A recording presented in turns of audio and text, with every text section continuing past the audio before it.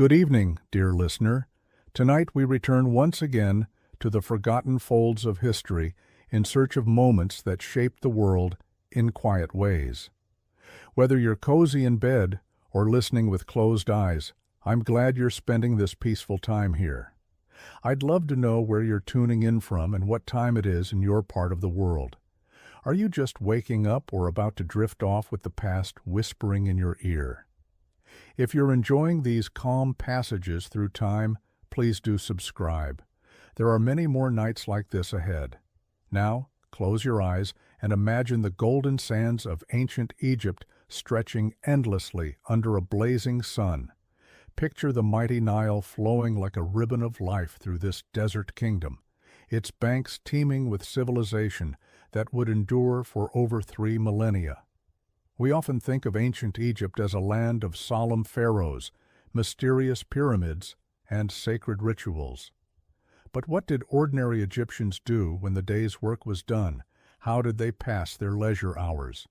What brought laughter to their lives in a world we might consider harsh and unforgiving? The answer might surprise you, for the ancient Egyptians were remarkably inventive when it came to entertainment. They created pastimes that seem bizarre to our modern sensibilities, yet reveal a people who valued joy, competition, and the simple pleasure of having fun just as much as we do today. Let us begin with one of the most unexpected forms of entertainment, the ancient Egyptian obsession with games of chance and strategy. While we might assume that gambling is a modern vice, the truth is that Egyptians were rolling dice and placing bets over 4,000 years ago. Archaeological evidence shows us gaming boards carved from precious woods inlaid with ivory and gold, suggesting that gaming was not merely a peasant's diversion, but a pastime enjoyed by the wealthy and powerful. The most popular of these games was called Senet, which translates roughly to passing, or the game of passing through. This wasn't merely a way to while away an afternoon. It was believed to be a mystical journey through the afterlife itself. The game board consisted of 30 squares arranged in 3 rows of 10, and players moved their pieces according to the throw of casting sticks or knucklebones that served as dice. What made Senet truly fascinating was its dual nature. On the surface, it appeared to be a simple race game similar to our modern backgammon. But for the Egyptians, every move carried spiritual significance. The board represented the journey of the soul through the underworld, with certain squares representing challenges, traps, or blessings that the deceased might encounter in their quest for eternal life. Winning at Senet wasn't just about luck or skill. It was seen as a favorable omen for one's prospects in the afterlife. Imagine an Egyptian nobleman returning home after a long day overseeing his estates. As the sun sets over the Nile, casting long shadows across his villa's courtyard, he settles down with his wife for an evening game of set. But this isn't mere entertainment. With each throw of the casting sticks, with each strategic move of their pieces across the board, they're contemplating mortality, fate, and the eternal questions that have puzzled humanity since the dawn of consciousness. The game was so important to Egyptian culture that Senet boards were regularly placed in tombs, ensuring that the deceased could continue playing throughout eternity. The walls of some tombs even depict the dead engaged in games of Senet with the gods themselves, suggesting that this pastime transcended the boundaries between life and death. But Senet was just one of many board games that captivated the Egyptian imagination. Another popular game was called Mihin, named after the serpent god who protected the sun god Re during his nightly journey through the underworld. The mayhem board was circular, designed as a coiled snake with spaces marked along its body. Players would race their pieces from the tail to the head of the serpent. And like Set, the game carried deep religious symbolism. What's particularly intriguing about these games is how they reveal the Egyptian mindset. Unlike modern board games that are purely recreational, Egyptian games were infused with meaning, serving as meditation on life's deeper mysteries, while still providing genuine entertainment. They understood something we sometimes forget in our digital age, that play and profundity need not be mutually exclusive. The popularity of these games extended far beyond the upper classes. Archaeologists have discovered simple Senet boards scratched into temple floors, carved into workers' quarters, and even etched into the Great Pyramid itself by the ancient builders during their lunch breaks. It seems that whether you were a pharaoh or a pyramid worker, the appeal of these mystical board games was universal. Moving beyond games of chance and strategy, the ancient Egyptians developed some truly peculiar sporting competitions that would seem bizarre by today's standards. One of the most unusual was a sport that combined elements of wrestling, acrobatics, and ritual combat performed entirely in the nude and often in honor of various gods. These contests weren't simply displays of physical prowess. They were elaborate ceremonies that could last for days. Participants would undergo ritual purification, make offerings to the gods, and then engage in complex choreographed battles that told stories from Egyptian mythology. Imagine watching wrestlers reenact the eternal struggle between the gods Horus and Set, their bodies glistening with oil as they grappled in the sand while thousands of spectators cheered and placed bets on the outcome. Another sport that captivated Egyptian audiences was a water-based competition that took place on the Nile during the annual flood season. Teams of young men would attempt to knock each other off boats using long poles, similar to medieval jousting, but conducted on water. The goal was to maintain your balance while sending your opponents splashing into the sacred river. These aquatic battles were often accompanied by music with drums and flutes, providing a rhythmic soundtrack to the chaos. What made this sport particularly entertaining was its unpredictability. The flooding Nile was full of debris, swift currents, and occasionally dangerous wildlife. Participants had to contend not only with their human opponents, but also with the river itself. Spectators would line the banks, cheering for their favorite teams, while vendors sold food and drink, creating a carnival atmosphere that could last for weeks. During the flood season, the Egyptians also developed a fascinating form of competitive swimming that involved racing against hippos.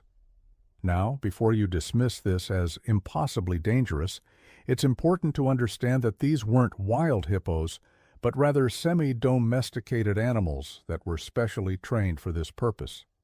The races took place in controlled environments, usually large pools or calm sections of the Nile, and the swimmers were typically young men who had trained for years to develop the speed and agility necessary to outpace these massive aquatic mammals. The sport required incredible courage and skill. Hippos, despite their bulky appearance, are surprisingly fast swimmers and can be quite aggressive. The human competitors had to use superior technique and cunning to gain an advantage, often employing tactics like diving beneath the surface to confuse their animal opponents or using the hippo's own wake to gain speed. These races were major social events drawing crowds from across Egypt. Wealthy spectators would sponsor swimmers, providing them with the best training and equipment in exchange for a share of the winnings. The sport became so popular that it developed its own legends and heroes, with famous swimmers achieving celebrity status throughout the kingdom. But perhaps the strangest aspect of Egyptian entertainment was their fascination with elaborate pranks and practical jokes that would make modern reality television seem tame by comparison. The wealthy elite would organize elaborate hoaxes that could involve hundreds of participants and last for months. One recorded example tells of a nobleman who convinced his entire household staff that he had died and been mummified, then arranged for his resurrection during a religious festival. The prank involved professional actors playing priests, fake burial ceremonies, and even a specially constructed false tomb. When the nobleman finally revealed himself to be alive, the celebration lasted for a week and became the talk of Egyptian society for years afterward. Another popular form of prank involved what we might call extreme makeovers of unsuspecting victims. Wealthy Egyptians would arrange for friends or servants to be secretly drugged with harmless sleep-inducing substances, then completely transform their appearance while they slept. The victim might wake up with their hair dyed a different color, their skin painted with intricate designs, or dressed in the clothing of the opposite sex. These pranks weren't malicious, but were seen as expressions of wit and creativity. The best pranks were those that told a story or conveyed a deeper meaning, often incorporating elements of Egyptian mythology or current events. A successful prankster was celebrated for their ingenuity and became a sought-after dinner guest throughout Egyptian high society. The Egyptians also developed elaborate forms of theatrical entertainment that combined elements of comedy, drama, and religious ritual. These performances often took place during religious festivals and could involve entire communities. Unlike Greek theater, which we're more familiar with, Egyptian theatrical performances were highly interactive, with audience members expected to participate in the action. One popular type of performance was called the contendings, which reenacted mythological battles between gods and demons. Audience members would be assigned roles as various divine beings, and the entire crowd would participate in elaborate choreographed sequences that could last for hours. These performances were part entertainment, part religious ceremony, and part community bonding experience. What made these theatrical events particularly interesting was their improvisational nature. While there were basic storylines to follow, much of the dialogue and action was created spontaneously by the participants.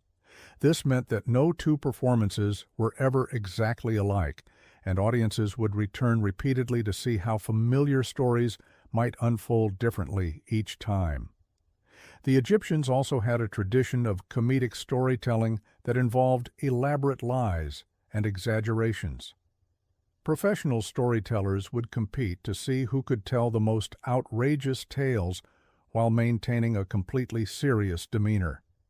These competitions, known as contests of pleasant deception, were judged by panels of experts who evaluated stories based on their creativity, humor, and the storyteller's ability to convince the audience that their ridiculous tale might actually be true.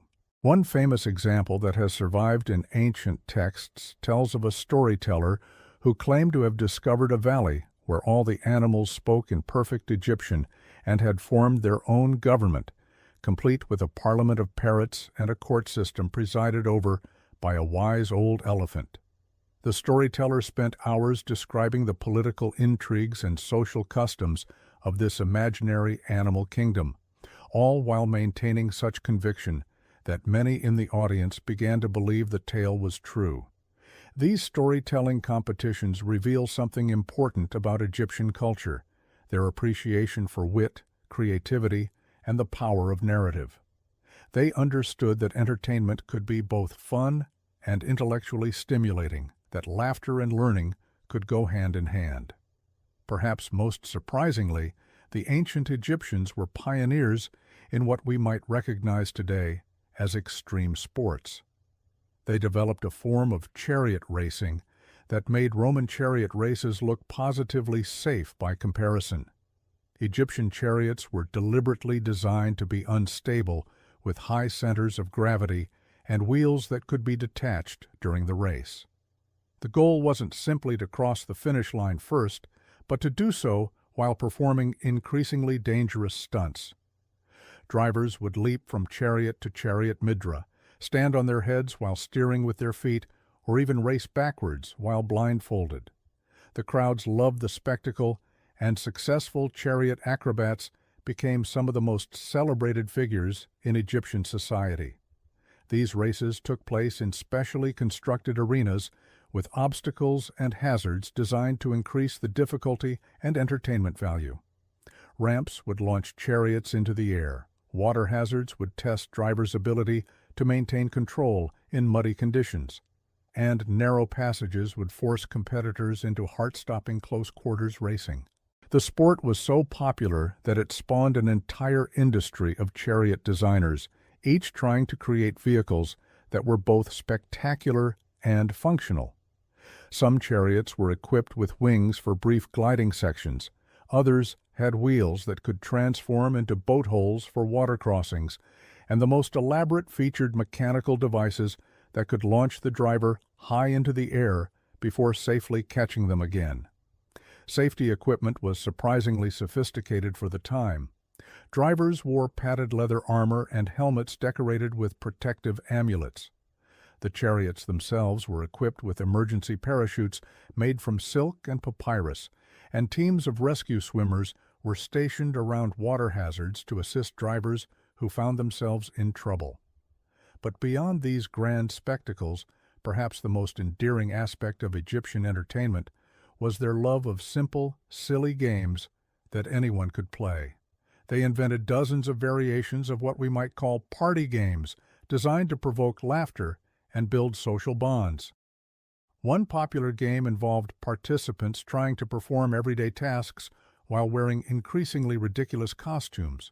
Players might be challenged to eat a meal while dressed as a crocodile, write their name while wearing mittens shaped like fish, or have a serious conversation while balancing fruit on their heads.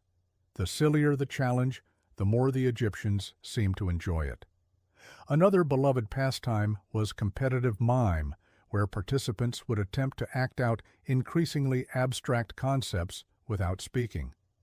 Advanced players might be challenged to mime complex philosophical ideas, mathematical equations, or the life cycle of the Nile River. These games often devolved into hilarious chaos as participants struggled to convey impossibly difficult concepts through gesture alone. The Egyptians also enjoyed elaborate versions of what we might recognize as charades or word games. They developed complex riddles that incorporated hieroglyphic puns, mathematical puzzles, and references to religious texts. Solving these riddles required not only intelligence, but also deep knowledge of Egyptian culture and language, making them both entertaining and educational. What's remarkable about all these forms of entertainment is how they reflect the Egyptian worldview.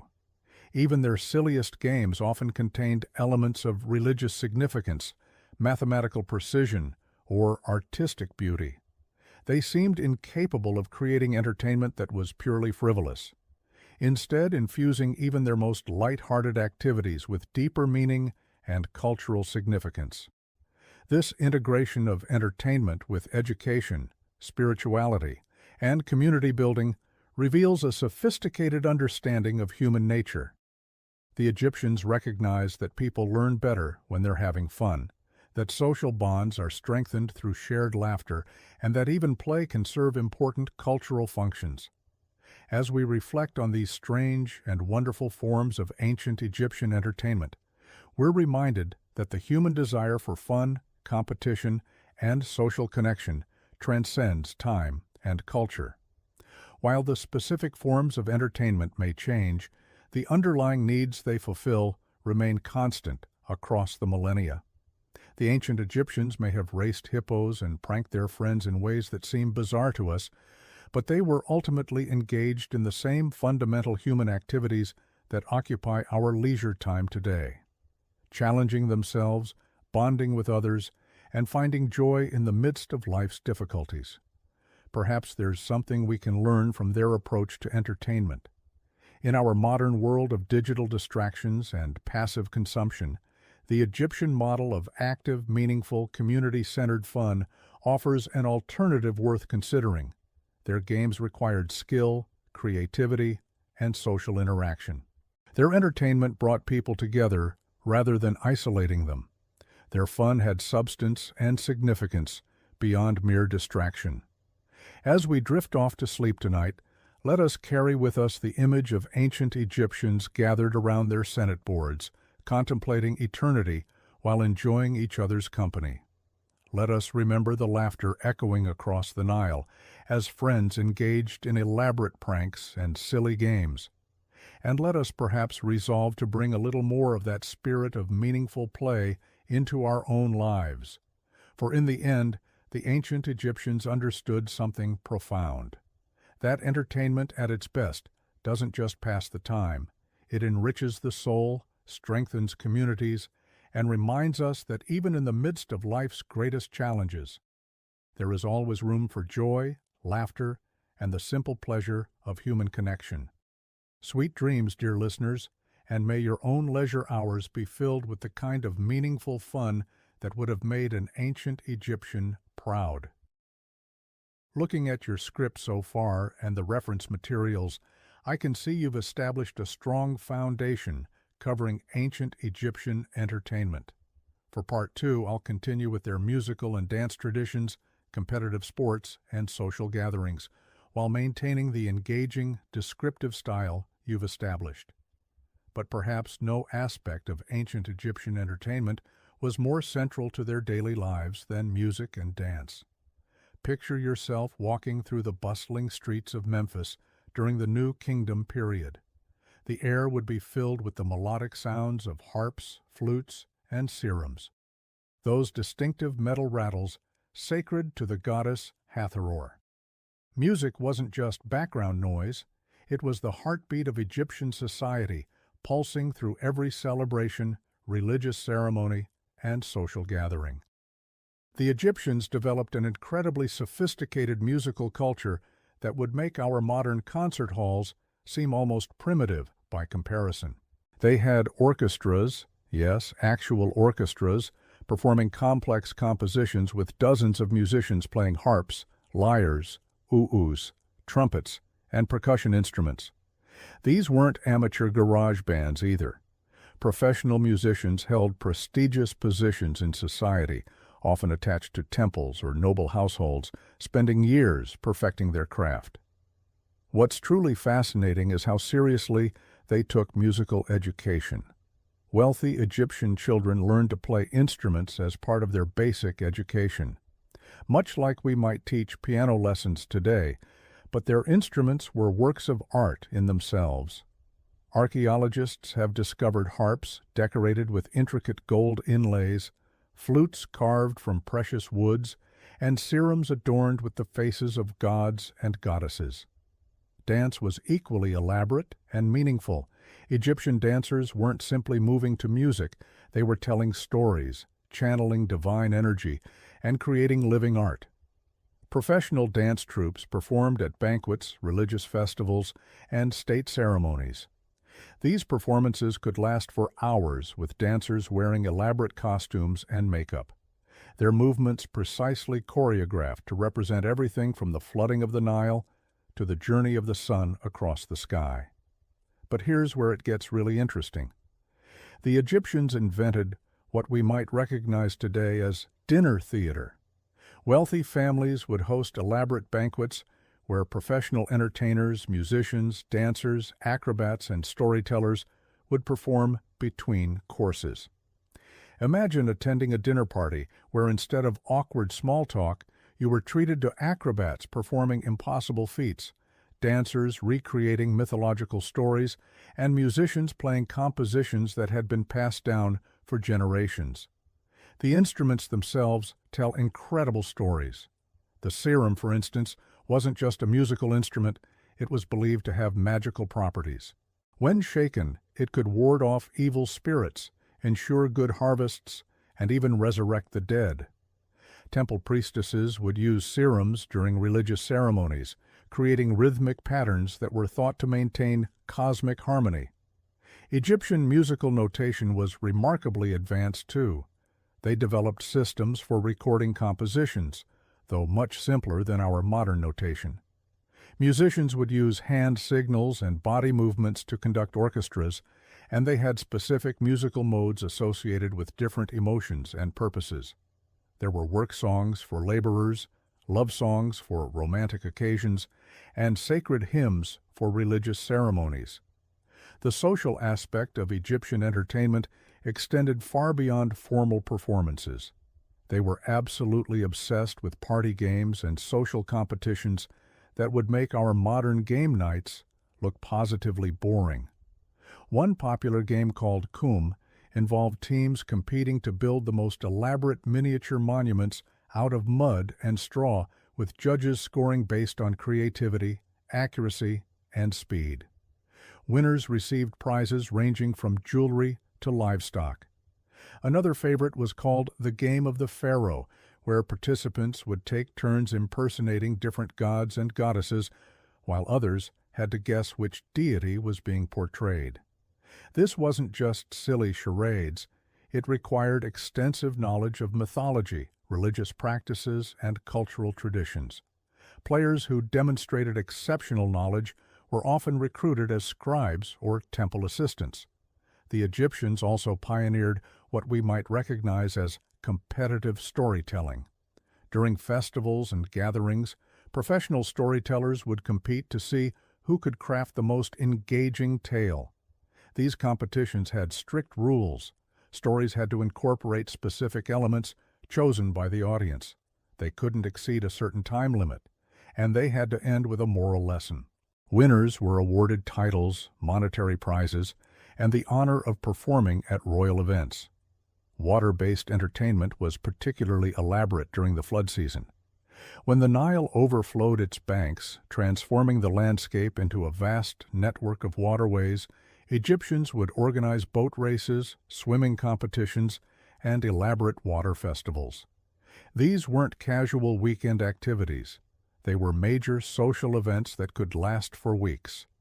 The boat races were especially spectacular. Teams would decorate their vessels with colorful banners, ornate carvings, and painted designs representing their neighborhoods or professions. Races included different categories, speed competitions, endurance challenges, and artistic contests judged on the beauty and creativity of the boat decorations. The winning teams received honors that lasted the entire year, including preferred seating at public events and reduced taxes. Swimming competitions were equally impressive. Both men and women participated, competing in different categories based on age and skill level. The Egyptians had developed sophisticated swimming techniques, including what we would recognize today as freestyle, backstroke, and even early versions of synchronized swimming performed by teams of dancers who had trained for years. But perhaps most remarkably, they organized elaborate mock naval battles during flood season. These weren't violent affairs. Think more like coordinated water ballet with military themes. Teams would reenact famous historical battles or mythological conflicts complete with costumes, props, and choreographed sequences. Spectators would gather on artificial platforms built specifically for viewing these aquatic theaters. The gambling culture in ancient Egypt was incredibly sophisticated and honestly would probably shock modern casino operators with its complexity. They had dice games that made our modern craps tables look elementary, board games with betting systems more intricate than poker, and sporting events with elaborate wagering networks that spanned the entire kingdom. One particularly popular gambling game called Dogs and Jackals involved players betting on the movements of carved game pieces across elaborate boards shaped like palm trees. The rules were so complex that professional game masters were employed to oversee matches and settle disputes. High-stakes games could involve wagering livestock, land, slaves, or even family members, though the latter was eventually outlawed during the Middle Kingdom period. The Egyptians also developed an early form of lottery system used to distribute goods during religious festivals. Citizens would purchase small pottery tokens inscribed with symbols, and winners would receive everything from food and clothing to jewelry and furniture. These lottery eyes served both entertainment and practical purposes, ensuring that festival goods were distributed fairly while generating excitement and community participation. Competitive eating was another surprising form of entertainment. During harvest festivals, professional eaters would compete to consume massive quantities of bread, beer, and other foods within specified time limits. These competitions required genuine skill and training. Participants had to develop techniques for rapid consumption while avoiding illness. Winners became local celebrities and often traveled between cities to compete in regional championships.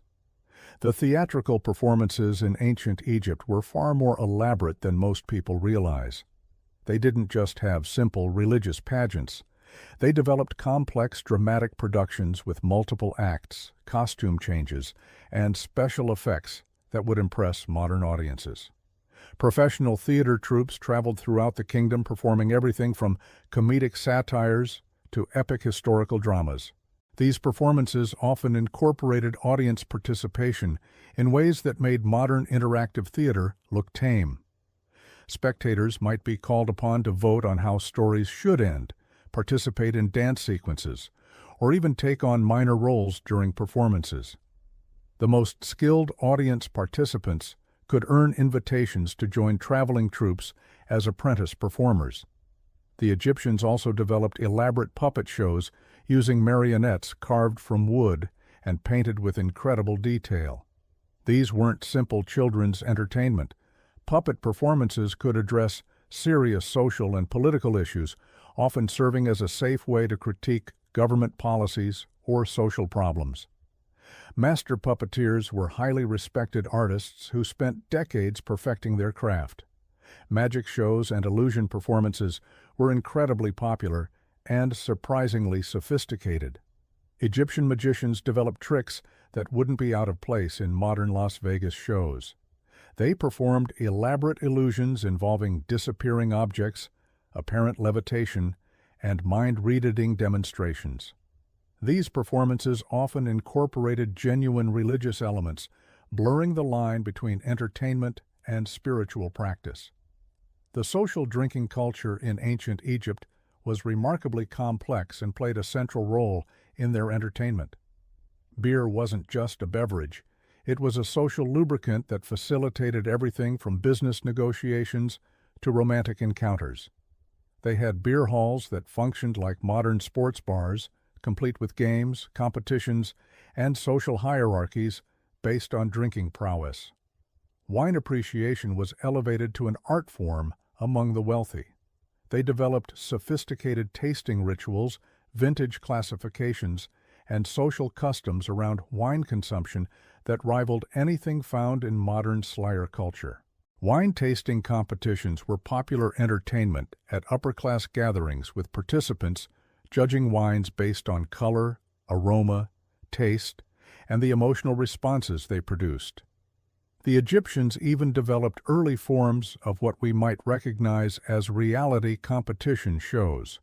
During major festivals, citizens could compete in challenges that tested everything from intellectual knowledge to physical prowess to artistic ability. These competitions were organized like tournaments with preliminary rounds leading to championship events that drew spectators from across the region. What made Egyptian entertainment truly special was how it seamlessly blended pleasure with purpose, individual achievement with community building, and earthly enjoyment with spiritual significance. They understood something that modern entertainment often misses. The best fun comes when people feel connected to something larger than themselves, whether that's their community, their culture, or their understanding of the divine. These weren't people simply trying to kill time or escape from their problems. They were actively creating experiences that enriched their lives, strengthened their relationships, and deepened their connection to the world around them. Their entertainment served as education, their games built character, and their celebrations reinforced the values that held their society together. As we've seen, ancient Egyptian entertainment was far from primitive or boring. It was a sophisticated, multifaceted cultural phenomenon that engaged people on every level: physical, intellectual, emotional, and spiritual. They created forms of fun that were simultaneously meaningful and joyous, challenging and rewarding, individual and communal. Their approach to entertainment offers us valuable insights into what makes activities truly engaging and fulfilling. They understood that the best entertainment doesn't just distract us from life. It helps us engage more fully with life, connecting us to our communities, our traditions, and our deepest aspirations for meaning and joy. But not all Egyptian entertainment was reserved for grand spectacles and royal courts. In the quieter corners of daily life, ordinary Egyptians found their own ways to pass time and create joy amidst the rhythms of work along the Nile. Picture, if you will, a typical Egyptian household on a warm evening as the sun begins its descent toward the western horizon. The day's labor is done, the fishing nets have been hauled in, and the families gather in the courtyards of their mud-brick homes. Here we discover one of the most beloved pastimes of ancient Egypt, the art of storytelling. But these weren't just simple tales told around a fire. Egyptian storytelling was an elaborate performance art that could last for hours, with skilled narrators employing different voices, dramatic gestures, and even simple props to bring their tales to life. The most popular stories often featured the adventures of gods and goddesses, but with a distinctly human twist that made the divine seem accessible and relatable. Consider the tale of Isis and the 7 scorpions, a story so popular that versions of it have been found inscribed on papyrus, carved into temple walls, and even written on pottery shards. But when told in a family courtyard, this wasn't a dry recitation of religious text. The storyteller would become Isis herself, dramatically fleeing from the evil Set, her voice trembling with fear as she described the 7 deadly scorpions who accompanied her. Children would gasp in terror as the narrator described how one scorpion, insulted by a wealthy woman's rudeness, snuck into her house to sting her child. The storyteller would then shift to a voice of maternal anguish as they portrayed the wealthy woman's desperate pleas for help, and finally to one of divine compassion as Isis, moved by a mother's love, saved the innocent child. What made these storytelling sessions particularly fascinating was how they served multiple purposes simultaneously. Yes, they were entertainment, but they were also education, moral instruction, and community bonding, all rolled into one. A single story might teach children about the geography of Egypt, the nature of the gods, proper social behavior, and the consequences of treating others poorly. The audience wasn't passive either. They were expected to participate, asking questions, offering commentary, and sometimes even suggesting alternative endings to familiar tales. But perhaps even more intriguing than the stories themselves was the elaborate system of professional storytellers who traveled from town to town along the Nile. These weren't simply people with good memories and theatrical flair. They were trained performers who underwent years of apprenticeship, learning not just hundreds of stories, but also the complex art of reading their audience. A skilled storyteller could assess the mood of a crowd within minutes and adjust their performance accordingly. If the audience seemed restless, they might launch into an action-packed adventure tale. If people appeared melancholy, they might choose a touching story of love and redemption. These traveling storytellers carried with them small collections of props, simple masks, colored scarves, wooden figurines, and musical instruments. But their most prized possessions were their story scrolls, papyrus documents that contained not the full text of their tales, but rather elaborate memory aids. These scrolls were covered with hieroglyphic symbols, but not in the way you might expect. Instead of complete sentences, they contained key words, character names, and small drawings that would trigger the storyteller's memory and help them keep track of complex plots that might have dozens of characters and span multiple generations. What's particularly remarkable is how these storytelling performances influenced other forms of Egyptian entertainment. The theatrical elements developed by storytellers found their way into religious ceremonies, making temple rituals more engaging for worshippers. The audience participation techniques were adopted by musicians, leading to the development of call and response songs that could get entire crowds singing together. Even the memory aids used by storytellers influenced the development of Egyptian writing as scribes began experimenting with ways to make their texts more vivid and memorable. The economics of storytelling in ancient Egypt reveal fascinating insights into how entertainment functioned in their society. Professional storytellers didn't typically charge admission fees in the way we might expect. Instead, they relied on a complex system of gift-giving and reciprocal obligations. After a particularly moving performance, audience members might offer the storyteller food, drink, a place to sleep, or small valuable items like jewelry or carved amulets. Wealthy patrons might commission private performances for special occasions, paying not just with material goods, but also with introductions to other potential patrons in different towns. This gift-based economy meant that the most successful storytellers weren't necessarily those who could charge the highest fees, but rather those who could create genuine emotional connections with their audiences. A storyteller who could make people laugh until their sides hurt, or cry over the fate of a fictional character, or gasp in amazement at a plot twist, would find themselves welcomed back to the same communities year after year, building relationships that could sustain them throughout their careers. The training of storytellers reveals how seriously Egyptians took this form of entertainment. Young apprentices didn't just memorize stories. They studied human psychology, learning to recognize the subtle signs of audience engagement or boredom.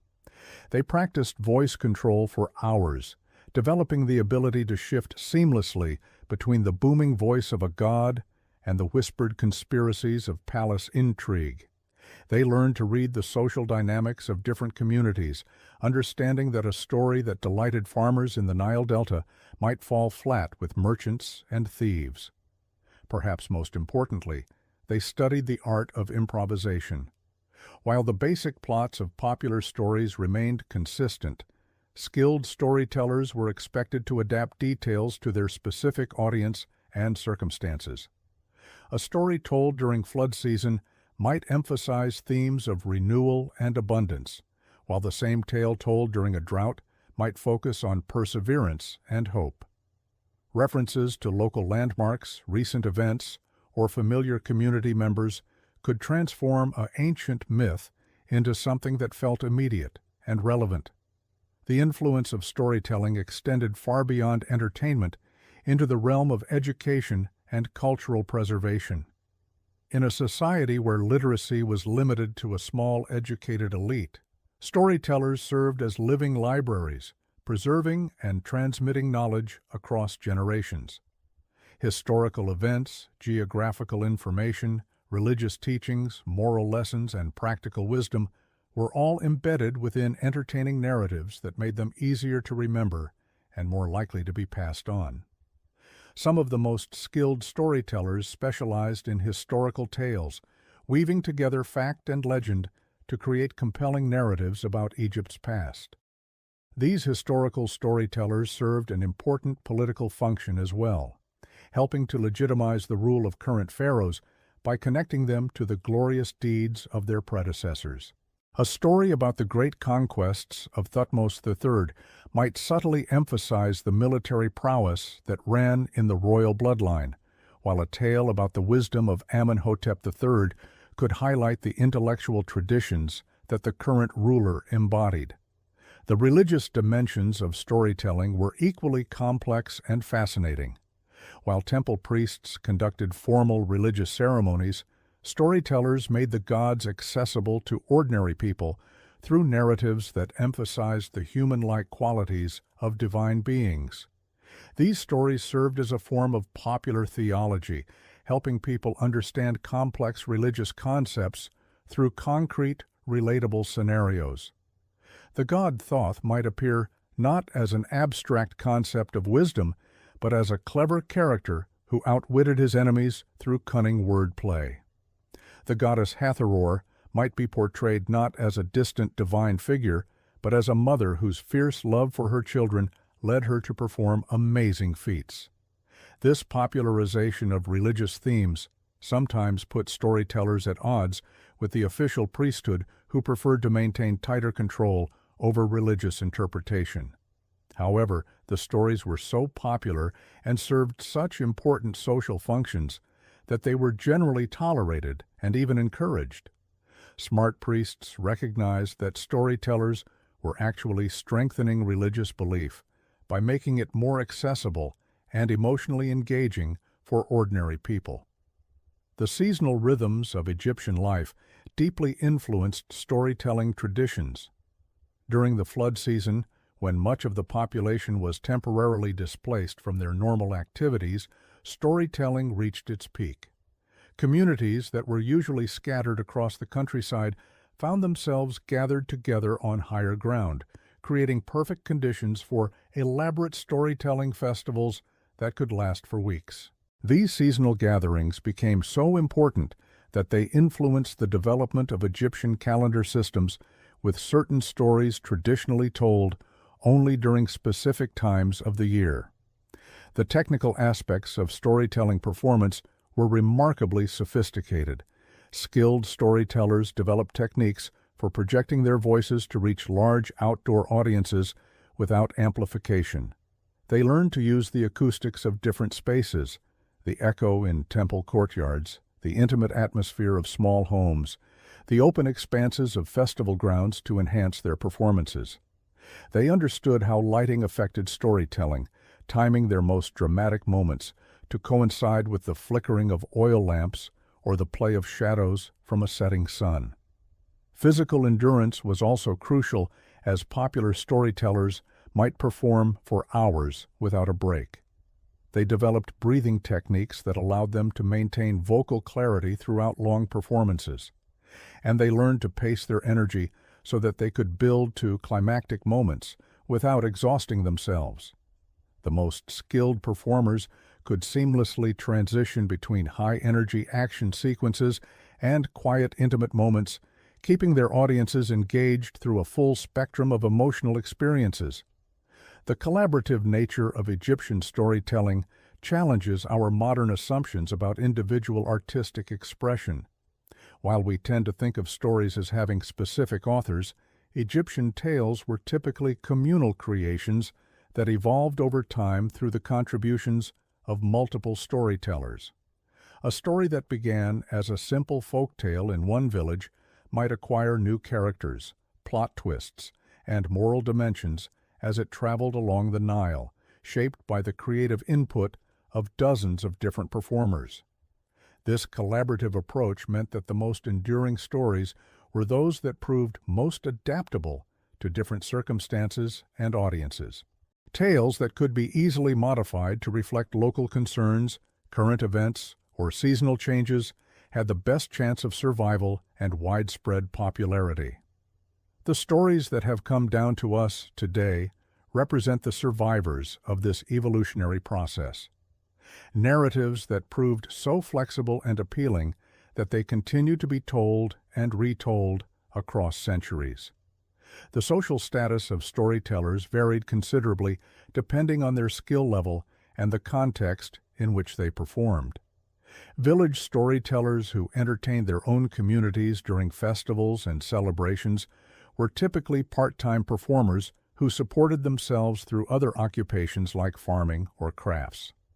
However, the most talented storytellers could achieve considerable prestige and even wealth. Performing for royal courts and wealthy patrons across Egypt, these elite storytellers developed sophisticated professional networks, sharing information about potential patrons, new stories, and performance techniques. They created informal training systems, taking on apprentices who would travel with them and learn through observation and practice. Some established storytelling schools in major cities where aspiring performers could receive formal instruction in voice projection, character development, and audience psychology. The gender dynamics of storytelling in ancient Egypt were more complex than in many other ancient cultures. While men dominated the professional storytelling scene, women played crucial roles in preserving and transmitting stories within family and community settings. Mothers and grandmothers were typically responsible for teaching stories to children, and they often developed their own distinctive styles and repertoires. Some women achieved recognition as skilled performers within their local communities, and there's evidence that a few even traveled as professional storytellers, though this was less common. Women storytellers often specialized in particular types of tales, stories about goddesses and female heroines, domestic dramas that explored family relationships, or moral tales that addressed specifically feminine concerns.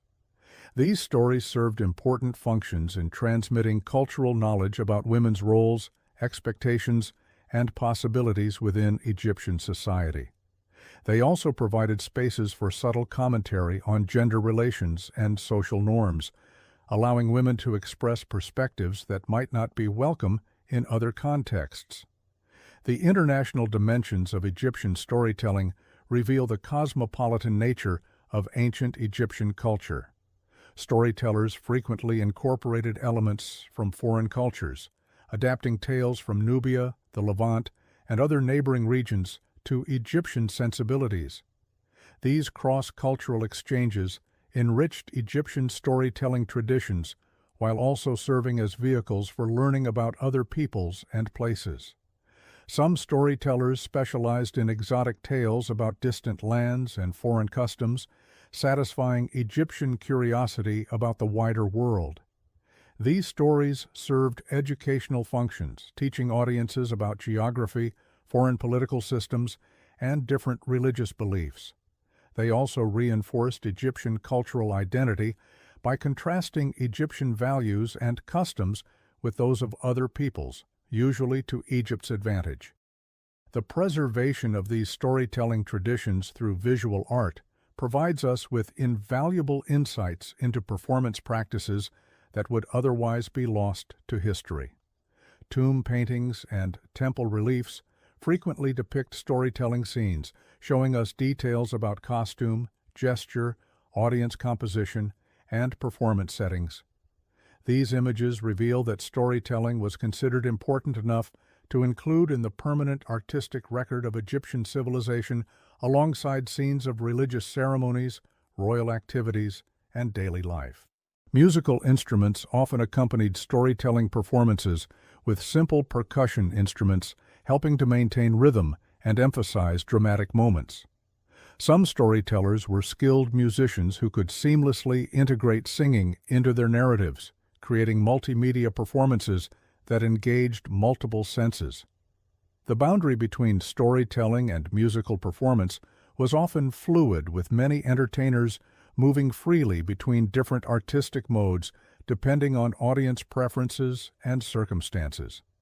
The educational functions of storytelling extended beyond simple moral instruction to include practical knowledge about agriculture, crafts, navigation, and other essential skills.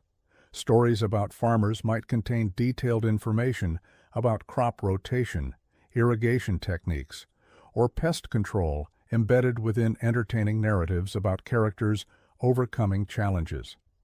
Tales of river journeys could teach navigation skills while also providing exciting adventure stories. This integration of practical education with entertainment made learning more enjoyable and memorable for audiences who might not have had access to formal schooling. The psychological sophistication of Egyptian storytelling traditions is evident in their nuanced understanding of human motivation and behavior. The best stories didn't simply divide characters into heroes and villains, but instead explored the complex factors that led people to make both good and evil choices. These psychological insights served therapeutic functions, helping audiences understand their own emotions and relationships while providing models for dealing with common human problems. The legacy of Egyptian storytelling traditions can be traced through later Mediterranean cultures, influencing Greek theater, Roman entertainment, and eventually European literary traditions. The narrative techniques developed by Egyptian storytellers. The use of suspense, character development, moral complexity, and audience participation became foundational elements of Western storytelling. Even today, many of the basic principles of effective narrative that we use in movies, television, and literature can be traced back to innovations first developed by ancient Egyptian storytellers working to captivate audiences along the Nile over 3,000 years ago.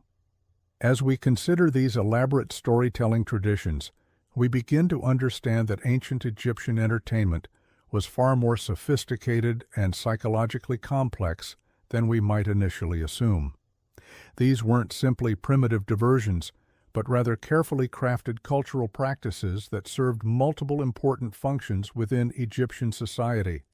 They preserved knowledge, transmitted values, strengthened community bonds, provided psychological support, and created shared cultural experiences that helped bind Egyptian civilization together across the vast distances of the Nile Valley. The time and energy that Egyptians invested in developing these storytelling traditions reveals something profound about their priorities and values. In a society that could have devoted all its resources to purely practical concerns like agriculture, defense, and administration, the fact that they chose to support elaborate entertainment systems suggests a deep understanding of human psychological needs and the importance of cultural life in creating a thriving civilization. Here's part 4 of your 12-part script for boring history: Strange Things People Did for Fun in Ancient Egypt. Welcome back to our journey through the fascinating and frankly bizarre world of ancient Egyptian entertainment. We've discovered that these ancient people weren't just sitting around building pyramids all day. They were surprisingly creative when it came to having a good time. From their elaborate board games that doubled as spiritual journeys to their death-daying sports and theatrical spectacles, the Egyptians knew how to party. But we've only scratched the surface of their entertainment culture. Now, let's dive deeper into something that might surprise you about ancient Egypt: their absolutely wild approach to festivals and celebrations. These weren't your typical birthday parties or harvest celebrations. The Egyptians turned their religious festivals into massive multi-day entertainment extravaganzas that would make modern music festivals look tame by comparison. The Festival of Opet was perhaps their most spectacular celebration, lasting anywhere from 11 to 27 days, depending on the pharaoh's mood and the treasury's budget. Picture this. The entire city of Thebes essentially shut down for nearly a month, while the population engaged in what can only be described as controlled chaos. The festival began with elaborate processions where the sacred barks, ornate boat-shaped shrines carrying the statues of gods, were paraded through the streets. But here's where it gets interesting. The common people weren't just passive observers. They were active participants in a celebration that included public feasting, dancing, drinking, and various forms of entertainment that would have scandalized more conservative societies. During a pet, the normal social hierarchy was temporarily suspended. Servants could mock their masters through comedic performances. Women could engage in behaviors typically reserved for men, and the entire population was encouraged to indulge in excess. The pharaoh himself funded massive distributions of bread, beer, and meat to ensure that even the poorest citizens could participate in the revelry. Archaeological evidence suggests that during one particularly lavish Opet festival, Ramesses III distributed over 11,000 loaves of bread and thousands of jars of beer in a single day. But the Egyptians didn't stop at religious festivals. They created entertainment around virtually every aspect of life, including death. The Festival of the Beautiful Reunion was celebrated in the Valley of the Kings, where families would literally party with their deceased relatives.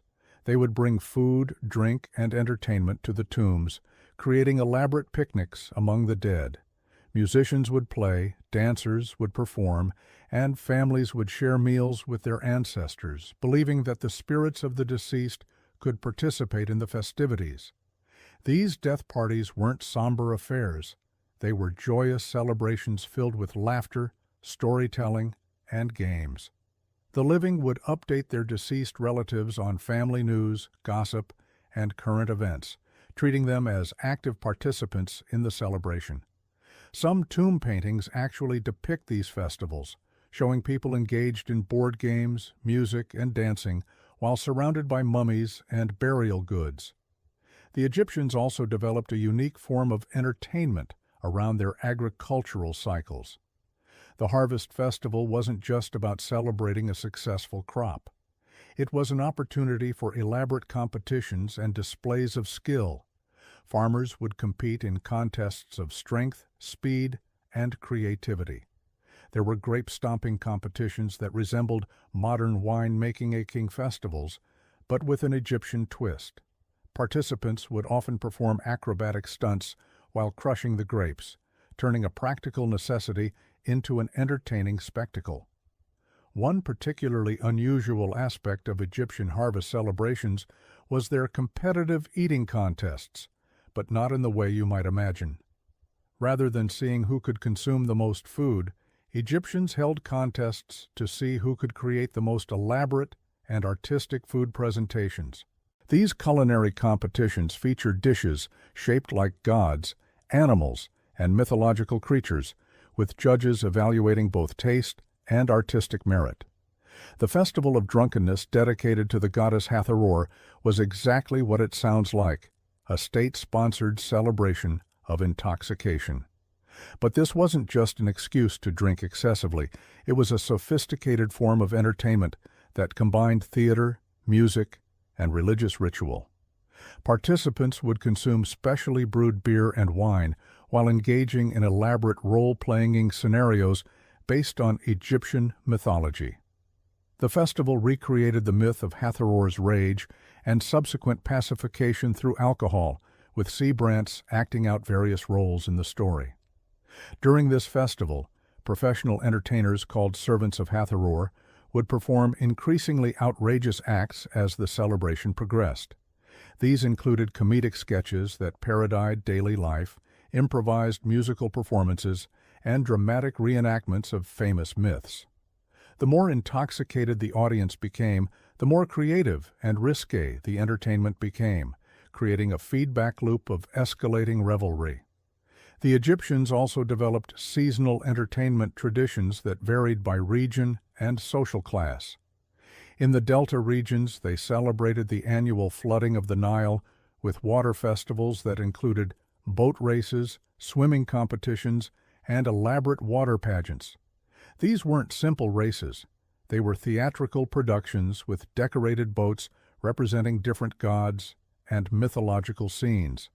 Participants would dress in costumes and perform while navigating the flooded fields, creating moving theatrical displays visible from great distances. Desert communities developed their own unique entertainment traditions centered around the harsh environment they inhabited. They created endurance competitions that tested participants' ability to survive in extreme conditions, but these were structured as games rather than genuine survival challenges. Competitors would navigate obstacle courses in the desert, solve puzzles related to survival skills, and demonstrate their knowledge of desert lore through storytelling competitions. The Egyptians were particularly innovative when it came to nighttime entertainment.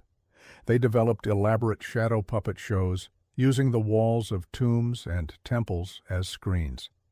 These performances told stories from Egyptian mythology, but with a comedic twist that often poked fun at the gods and pharaohs. The puppet shows were accompanied by live music and sound effects, creating immersive entertainment experiences that could last for hours.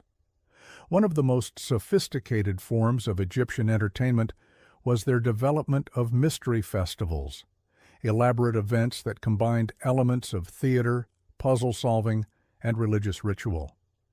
Participants would be given clues and challenges that required them to demonstrate knowledge of Egyptian mythology, history, and culture. These festivals could last for weeks, with participants traveling throughout Egypt to solve increasingly complex puzzles and challenges. The Egyptians also created entertainment around their fascination with the afterlife. They developed elaborate role-playing games where participants would act out journeys through the underworld, facing challenges and obstacles described in the Book of the Dead. These weren't somber religious ceremonies. They were exciting adventure games that allowed people to experience the afterlife journey in a safe, entertaining context. Perhaps most remarkably, the Egyptians created entertainment that was specifically designed to be educational. They developed complex storytelling traditions that taught history, mathematics, astronomy, and other subjects through engaging narratives and interactive experiences. Children and adults would participate in educational games that made learning enjoyable rather than tedious. Their astronomical festivals combined entertainment with scientific observation. During certain celestial events, communities would gather for all-night celebrations that included stargazing competitions, mathematical puzzles based on astronomical calculations, and theatrical performances that told stories about the constellations. These events made scientific knowledge accessible and entertaining for the general population. The Egyptians also pioneered forms of entertainment that we might recognize today as early versions of escape rooms or adventure games. They created elaborate puzzle chambers in temples and palaces where participants had to solve increasingly complex challenges to progress through different rooms. These experiences combined physical challenges, intellectual puzzles, and theatrical elements to create immersive entertainment experiences.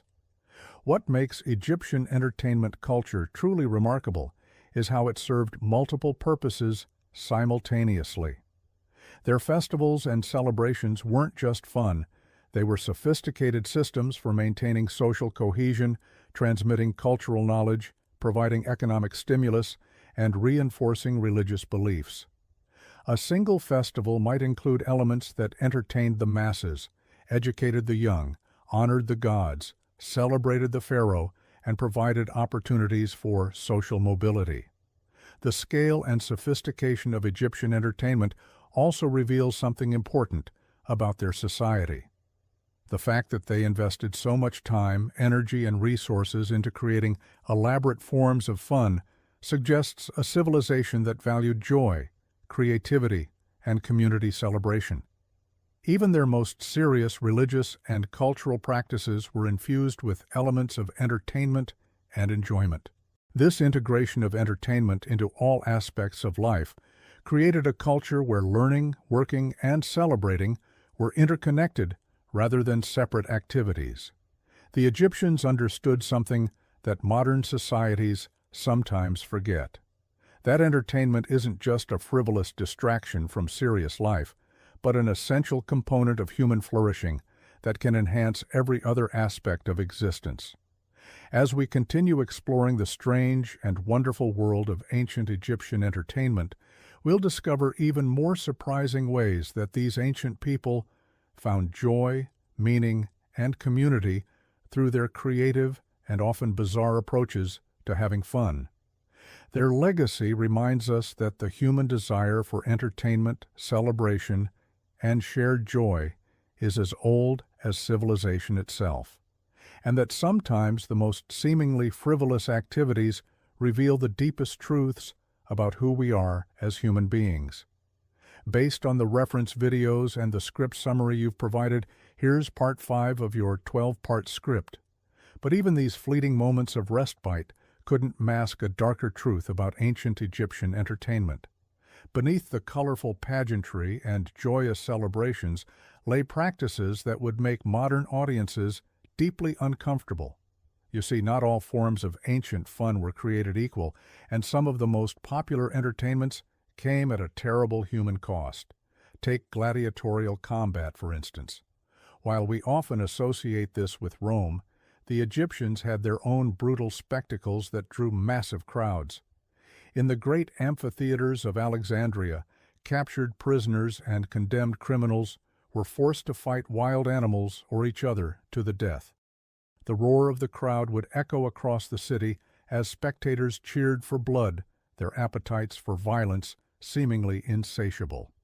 Picture yourself in those stone seats, the hot sun beating down as sand soaks up crimson stains below.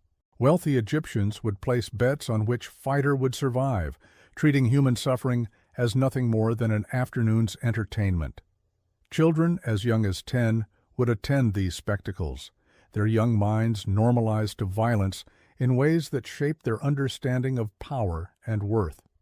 But perhaps even more disturbing were the elaborate human sacrifices that accompanied certain religious festivals. During the annual flooding of the Nile, priests would sometimes offer human lives to ensure the river's continued bounty. These weren't quick, merciful deaths. Victims were often buried alive in the foundations of new temples, their final screams believed to strengthen the sacred structures above them. The Festival of Men, celebrating fertility and harvest, sometimes included ritual drownings where young people were cast into the Nile while still breathing. Witnesses described how the crowd would sing and dance as the water closed over desperate faces, believing that the river god demanded this price for another year of abundance. Even children's games carried dark undertones. Archaeological evidence suggests that some Egyptian toys were actually miniature torture devices, teaching young ones about the various punishments awaiting criminals and slaves.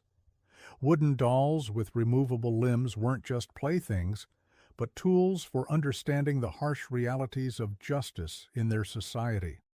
The wealthy elite had their own twisted forms of entertainment. At private banquets, it wasn't uncommon for hosts to force slaves to perform increasingly degrading acts for the amusement of guests.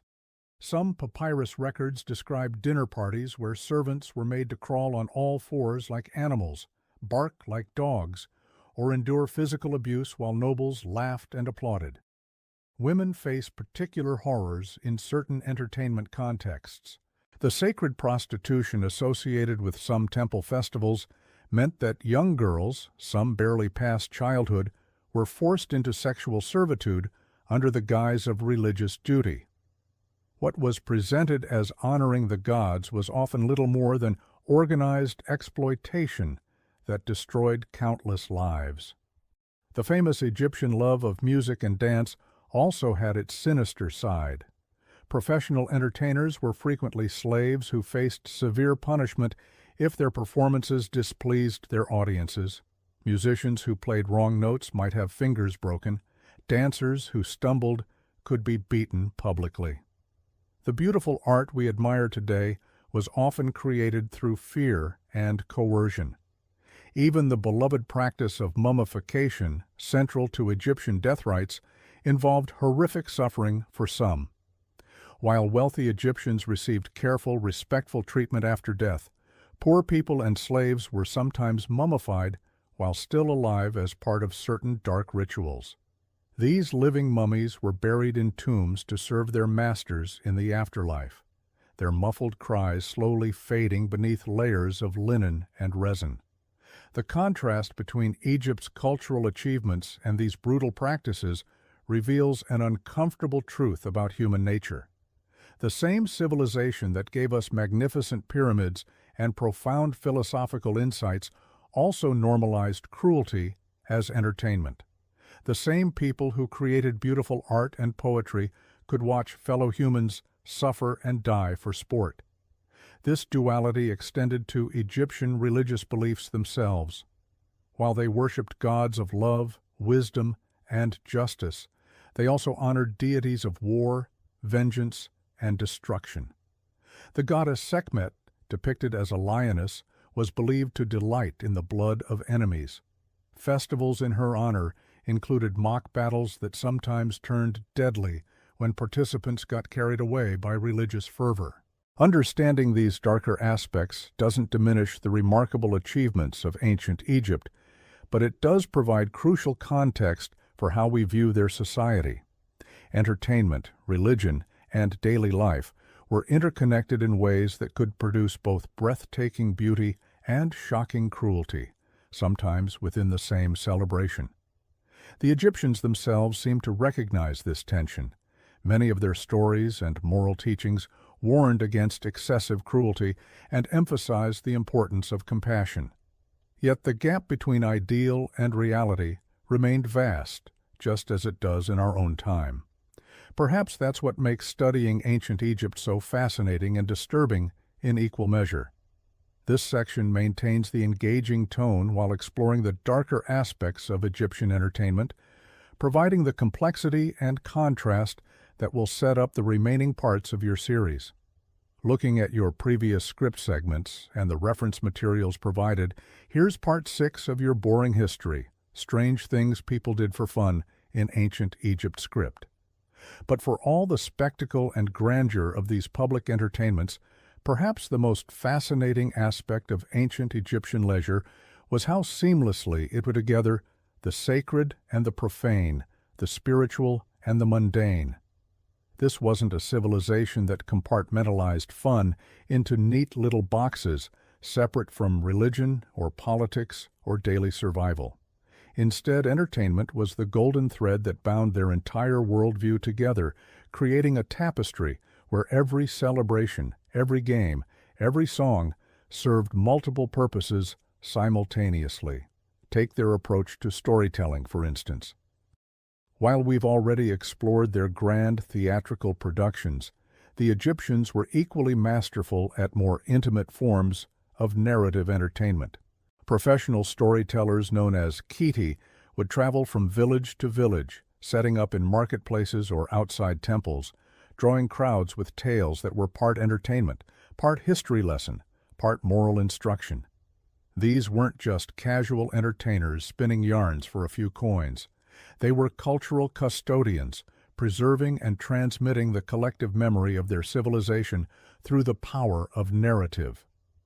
The most skilled among these storytellers could hold an audience spellbound for hours, weaving together mythological tales with contemporary events, creating stories that felt both timeless and urgently relevant. They would tell of Isis searching for the scattered pieces of Osiris, but somehow make it resonate with a farmer's struggle to rebuild after a flood. They would recount the adventures of Sinuhai, the court official who fled Egypt and found redemption in foreign lands, making it speak to anyone who had ever felt displaced or homesick.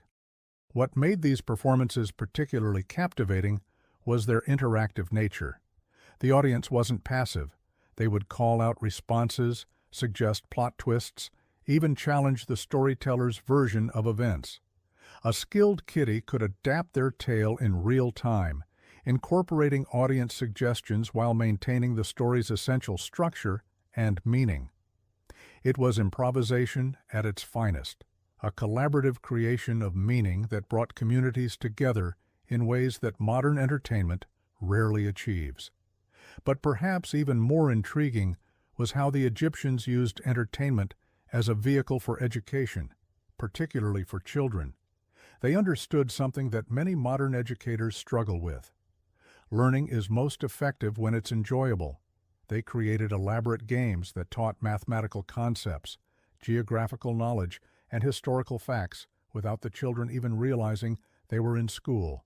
One such game, called Hounds and Jackals, was essentially a board game that required players to navigate a complex path while making calculations and strategic decisions.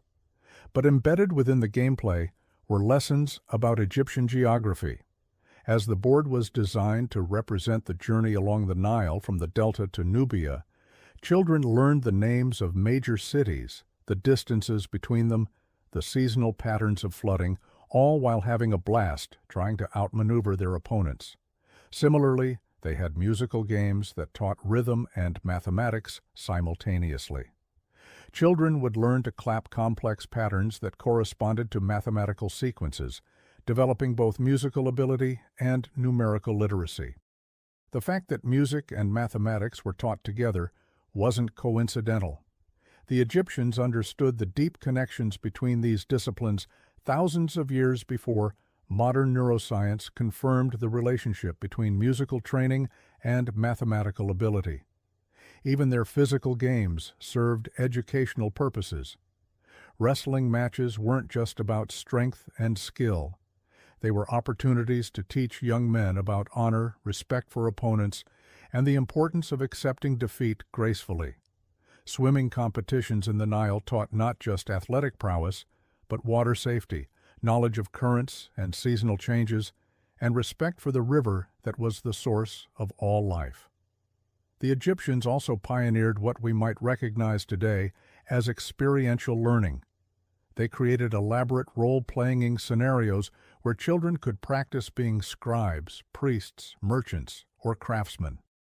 These weren't simple games of make-believe, but sophisticated simulations that taught real skills. A child playing at being a scribe would learn actual hieroglyphic writing. One pretending to be a merchant would learn principles of trade, negotiation, and accounting. But it wasn't just children who benefited from this integration of learning and play. Adults, too, participated in educational entertainment that kept them connected to their cultural heritage while developing new skills.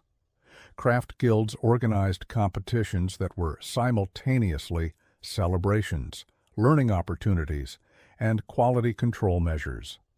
Potters would compete to create the most beautiful vessels, but the process involved sharing techniques, critiquing each other's work, and pushing the boundaries of their art form.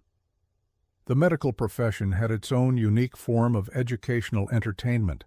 Physicians would gather for what they called healing symposiums, events that combined serious medical discourse with theatrical presentations of case studies. Actors would portray patients with various ailments, while real doctors would demonstrate diagnostic techniques and treatments. It was medical education as performance art, making complex knowledge accessible and memorable. These symposiums often lasted for days, becoming festivals in their own right. Families would travel from distant regions to attend. Not just the medical professionals, but anyone interested in health and healing. Food vendors would set up stalls. Musicians would provide entertainment between sessions, and the whole event would take on a carnival atmosphere. Yet, at its core, it remained a serious educational endeavor that advanced medical knowledge throughout the kingdom. The Egyptians even found ways to make administrative tasks entertaining. Tax collection, surely one of the most dreaded activities in any civilization, was often accompanied by public celebrations. Rather than simply demanding payment, tax collectors would arrive with musicians, dancers, and storytellers.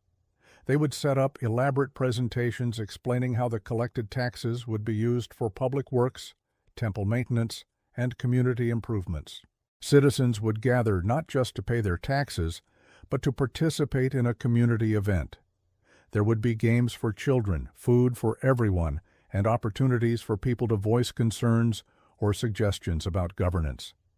It was democracy disguised as entertainment, civic engagement, wrapped in celebration. The tax collectors understood that people are more willing to contribute to something they feel part of, and these events fostered a sense of collective ownership in the community's well-being. This approach extended to religious obligations as well. Rather than treating religious duties as burdens to be endured, the Egyptians transformed them into joyous celebrations. Temple maintenance, for instance, was often organized as community festivals. People would bring offerings not in solemn procession, but in colorful parades featuring music, dancing, and theatrical performances. The work of cleaning, repairing, and decorating the temples became a form of collective artistic expression. Even the most serious religious rituals incorporated elements of entertainment. Funeral preparations, while obviously somber occasions, often included celebratory aspects that honored the deceased's life through storytelling, music, and shared meals. These weren't morbid affairs, but genuine celebrations of a life well lived. Opportunities for the community to come together and support the grieving family while preserving the memory of the departed. The Egyptians understood something profound about human nature. We are fundamentally social creatures who learn best, work most effectively, and find deepest meaning when we're engaged with others in activities that bring us joy. They didn't see entertainment as a frivolous distraction from serious pursuits, but as the very mechanism through which serious pursuits become meaningful and sustainable. This integration of entertainment with education, work, and spiritual practice created a culture that was remarkably resilient and adaptive. When faced with challenges like invasions, natural disasters, or political upheaval, the Egyptians could draw upon a deep well of shared knowledge, communal bonds, and cultural practices that had been strengthened through generations of joyful participation. Their approach to entertainment also fostered innovation in ways that purely serious pursuits might not have. When people are relaxed, engaged, and enjoying themselves, they're more likely to think creatively, take risks, and explore new possibilities. Many of ancient Egypt's greatest innovations in art, architecture, mathematics, and medicine emerged from this playful experimentation that was embedded in their entertainment culture. Consider their advancements in acoustics developed primarily to enhance musical performances and theatrical productions. These innovations were then applied to temple design, creating spaces with remarkable sound properties that enhanced religious ceremonies, or their sophisticated understanding of optics originally developed to create spectacular lighting effects for festivals, which later contributed to advances in astronomy and navigation. The Egyptians also understood the importance of variety in entertainment. They recognized that different people had different preferences, different learning styles, different ways of finding joy. Their entertainment offerings were remarkably diverse, ensuring that everyone in society could find something that resonated with them. The introvert could enjoy quiet games of strategy, while the extrovert could participate in boisterous festivals. The intellectually inclined could engage in complex riddle competitions, while the physically active could compete in athletic contests. This diversity wasn't just about inclusion, it was about optimization. A society that provides multiple pathways to engagement and learning is more likely to develop the full potential of its population. By recognizing and nurturing different forms of intelligence and different sources of motivation, the Egyptians created a culture that was both unified in its core values and diverse in its expressions. But perhaps most remarkably, the Egyptians managed to maintain this rich entertainment culture across social classes without losing sight of fundamental human dignity. While there were certainly differences in the scale and sophistication of entertainment available to different social groups, the basic principle that everyone deserved access to joy, learning, and community remained constant throughout their civilization. Even slaves and servants were included in many festivals and celebrations. While they might not have had access to the most exclusive entertainments, they weren't completely excluded from the cultural life of their communities. This inclusion served practical purposes as well as humanitarian ones. A population that feels valued and engaged is more productive, more loyal, and more resilient in the face of challenges.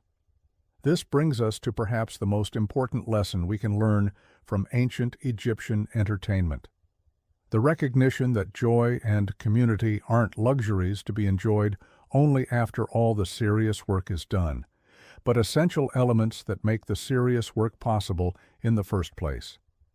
The Egyptians understood that a civilization that cannot laugh, play, and celebrate together is a civilization that cannot truly thrive. In our modern world, where entertainment is often seen as separate from education, where work is divorced from play, where spiritual practice is compartmentalized away from daily life, the Egyptian model offers a different vision.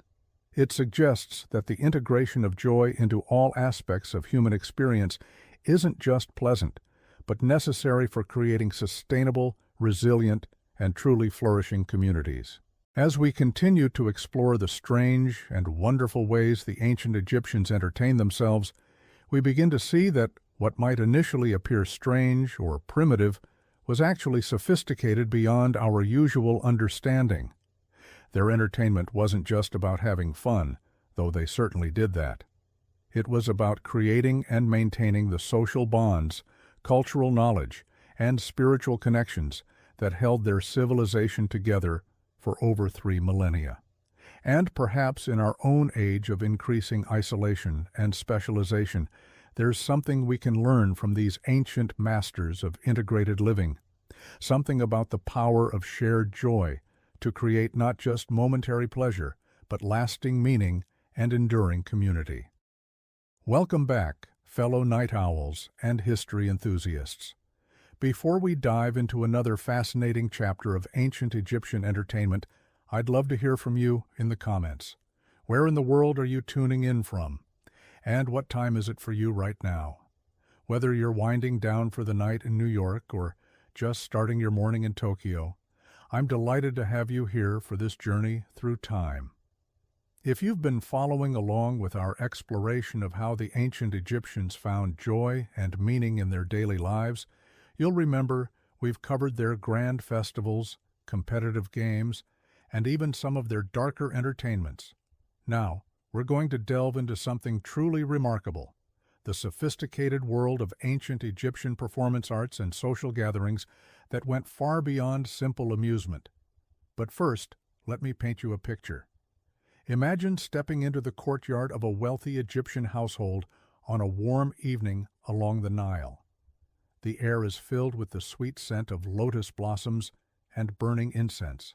Flickering oil lamps cast dancing shadows on painted walls, depicting scenes of eternal paradise. The gentle sound of a harp mingles with soft conversation and occasional bursts of laughter. This wasn't just entertainment. This was a carefully orchestrated social ritual that served multiple purposes in Egyptian society. You see, what we're about to explore goes to the heart of how the ancient Egyptians understood the relationship between pleasure, community, and the divine. Their approach to entertainment wasn't simply about passing time or escaping reality. It was about reinforcing social bonds, practicing for the afterlife, and maintaining cosmic harmony. Let's begin with one of their most sophisticated forms of entertainment: theatrical storytelling performances. These weren't quite like the theater we know today, but rather elaborate narrative presentations that combined elements of drama, music, dance, and religious ritual. Picture a master storyteller, known as a sab or wise man, standing before an assembled crowd in the torch-lit courtyard of a temple or wealthy home. These performances often centered around the great mythological cycles that every Egyptian knew by heart: the death and resurrection of Osiris, the battles between Horus and Set, the journey of Ra through the underworld each night. But here's what made them truly special. The audience wasn't passive. They were expected to participate, to respond at key moments, to help the storyteller weave the tale through their reactions and involvement. The storyteller would begin in a low, hypnotic voice, perhaps accompanied by the soft rhythm of a drum or the haunting notes of a flute. As the tale progressed, other performers might join in: dancers embodying the movements of gods and goddesses, musicians providing emotional punctuation to key moments, even audience members called upon to speak the words of familiar characters. What's fascinating is how these performances served as both entertainment and education. For a largely illiterate population, these storytelling sessions were how cultural knowledge, moral lessons, and religious teachings were transmitted from generation to generation. A child watching a performance about the judgment of the dead wasn't just being entertained. They were learning about Mahat, about justice, about how to live a life worthy of eternal paradise. But the Egyptians took this concept even further with what we might call practice performances for the afterlife. They believed that the soul's journey after death involved navigating complex challenges, reciting specific spells, and demonstrating knowledge of sacred texts. So they created elaborate role-playing games where participants would act out various scenarios from the Book of the Dead. Imagine a group of friends gathered in someone's home, taking turns playing the deceased soul, facing the 42 judges of the dead. One person would recite the negative confession, that long list of sins they claimed never to have committed, while others played the various divine judges, asking probing questions and testing the soul's worthiness. It was like a combination of theater, religious study, and party game all rolled into one. These practice sessions weren't treated lightly. Participants took them seriously because they genuinely believed they were preparing for their own eventual journey to the afterlife. But they also found ways to make them enjoyable, incorporating humor, friendly competition, and social bonding into what could otherwise have been solemn religious instruction. The Egyptians were also pioneers in what we might recognize as dinner theater. Wealthy households would host elaborate banquets where entertainment was seamlessly woven throughout the meal. But this wasn't just about having musicians play in the background while people ate. These were carefully choreographed events where the entertainment, the food, and the social interactions all worked together to create a unified experience. A typical evening might begin with guests being greeted by performers dressed as various deities who would offer blessings and small gifts. As the meal progressed, different courses would be accompanied by specific types of entertainment, perhaps acrobats performing between the fish course and the meat course, or riddle contests during the fruit and wine service. One popular form of dinner entertainment was the wisdom contest, where guests would take turns posing philosophical questions or moral dilemmas for the group to discuss. These weren't dry academic debates, but lively, often humorous exchanges that could go on for hours. The host might offer small prizes, perhaps a piece of jewelry or a fine wine for particularly clever responses or insights. But perhaps most intriguingly, the Egyptians developed a form of entertainment we might call dream-sharing circles. These were intimate gatherings where participants would share and interpret their dreams, believing that dreams were messages from the gods or glimpses into the future. But they turned this into a sophisticated form of group storytelling and psychological exploration. A dream-sharing circle would typically begin with someone recounting a vivid dream they'd had recently, but then the group would collaborate to expand and embellish the dream, turning it into a collective narrative.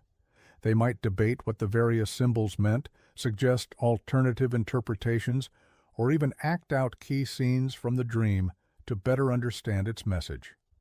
What made this particularly interesting was how it combined entertainment with what we might recognize today as primitive psychology and therapy. People could explore their fears, desires, and concerns in a safe, supportive environment, while also enjoying the creative collaboration of turning their subconscious experiences into shared stories. The Egyptians also had a fascinating tradition of reverse role entertainment, where social hierarchies were temporarily upended for the sake of amusement and perhaps social commentary. During certain festivals or private gatherings, servants might be invited to give orders to their masters, children might lecture their parents, or women might take on traditionally male roles. These role reversals weren't just random chaos. They were carefully structured with their own rules and boundaries. A wealthy merchant might spend an evening taking orders from his household staff, but everyone understood this was a temporary game with specific limits.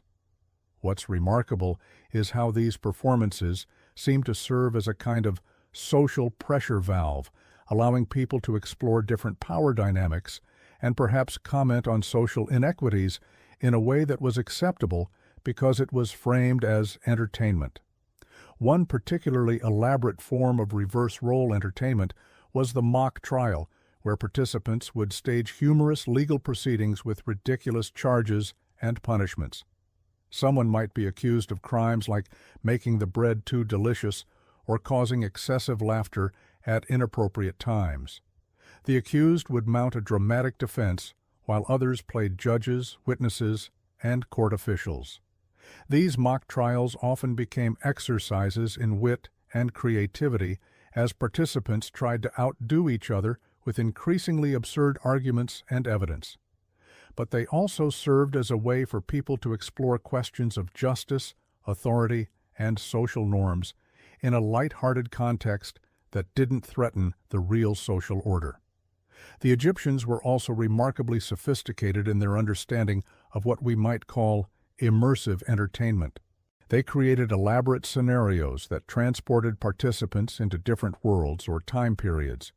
One popular form involved recreating famous historical events with participants taking on the roles of legendary pharaohs, generals, or heroes. But these weren't simple reenactments. The Egyptians would often add fantastical elements, alternative outcomes, or contemporary twists to familiar stories. Imagine a performance where Cleopatra meets the gods of the underworld, or where ancient pharaohs had to deal with the kinds of everyday problems that ordinary Egyptians faced. These immersive experiences often lasted for hours or even entire days, with participants staying in character and dealing with evolving scenarios and challenges. It was like a combination of historical reenactment, improvisational theater, and elaborate role-playing game. What's particularly fascinating is how these entertainments reflected the Egyptian understanding of time and history. They didn't see the past as something dead and gone, but as a living presence that could be accessed and interacted with through proper rituals and performances. By becoming historical figures through entertainment, they were participating in the eternal cyclical nature of existence that was central to their worldview. The Egyptians also developed sophisticated forms of competitive storytelling that combined entertainment with intellectual challenge.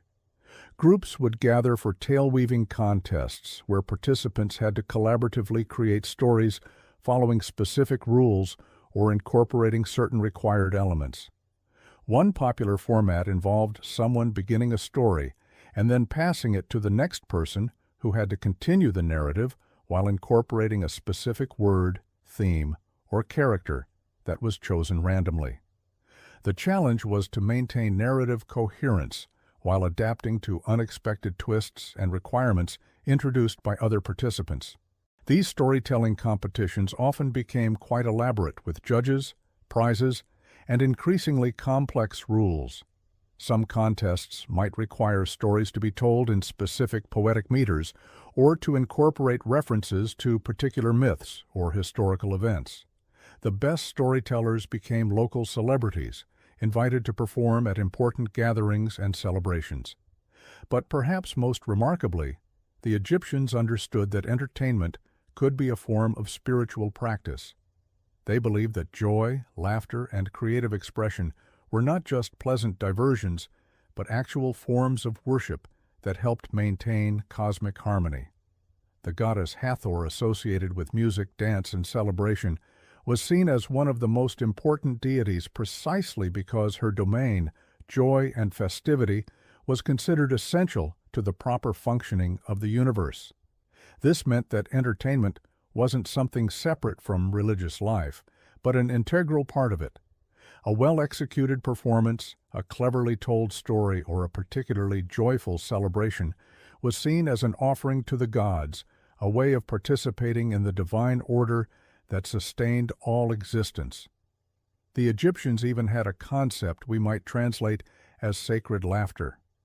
The idea that certain kinds of humor and joy could literally help maintain the balance between order and chaos that kept the world functioning. This wasn't frivolous giggling, but deep, genuine mirth that came from recognizing the fundamental goodness and beauty of existence despite its challenges and sorrows. As we reflect on these sophisticated forms of ancient Egyptian entertainment, we can see how they seamlessly blended pleasure with purpose, individual enjoyment with community building, and earthly concerns with cosmic significance. These weren't people escaping from reality through their entertainments. They were using entertainment to engage more deeply with reality, to explore its meanings and possibilities, and to strengthen the bonds that held their society together. Their approach to fun and leisure was remarkably holistic, recognizing that human beings need not just physical sustenance and safety, but also beauty, meaning, creativity, and connection. Through their elaborate entertainments, they created spaces where all these needs could be met simultaneously, where pleasure and wisdom could coexist, where individual expression could serve collective harmony. What's perhaps most striking is how their entertainments were designed to be inclusive and participatory, rather than passive and exclusive. While they certainly had professional performers and entertainers, the emphasis was on creating opportunities for everyone to participate in the joy and meaning-making that entertainment could provide. This participatory approach meant that entertainment became a way of building and reinforcing social bonds across different classes and groups. A storytelling circle might include servants and masters, young and old, men and women, all contributing to the collective creation of meaning and enjoyment. As we consider the legacy of ancient Egyptian entertainment, we might ask ourselves what we can learn from their approach. In our modern world, entertainment is often something we consume rather than create, something that separates us from each other rather than bringing us together, something that distracts us from deeper questions rather than helping us explore them. The Egyptians show us a different possibility.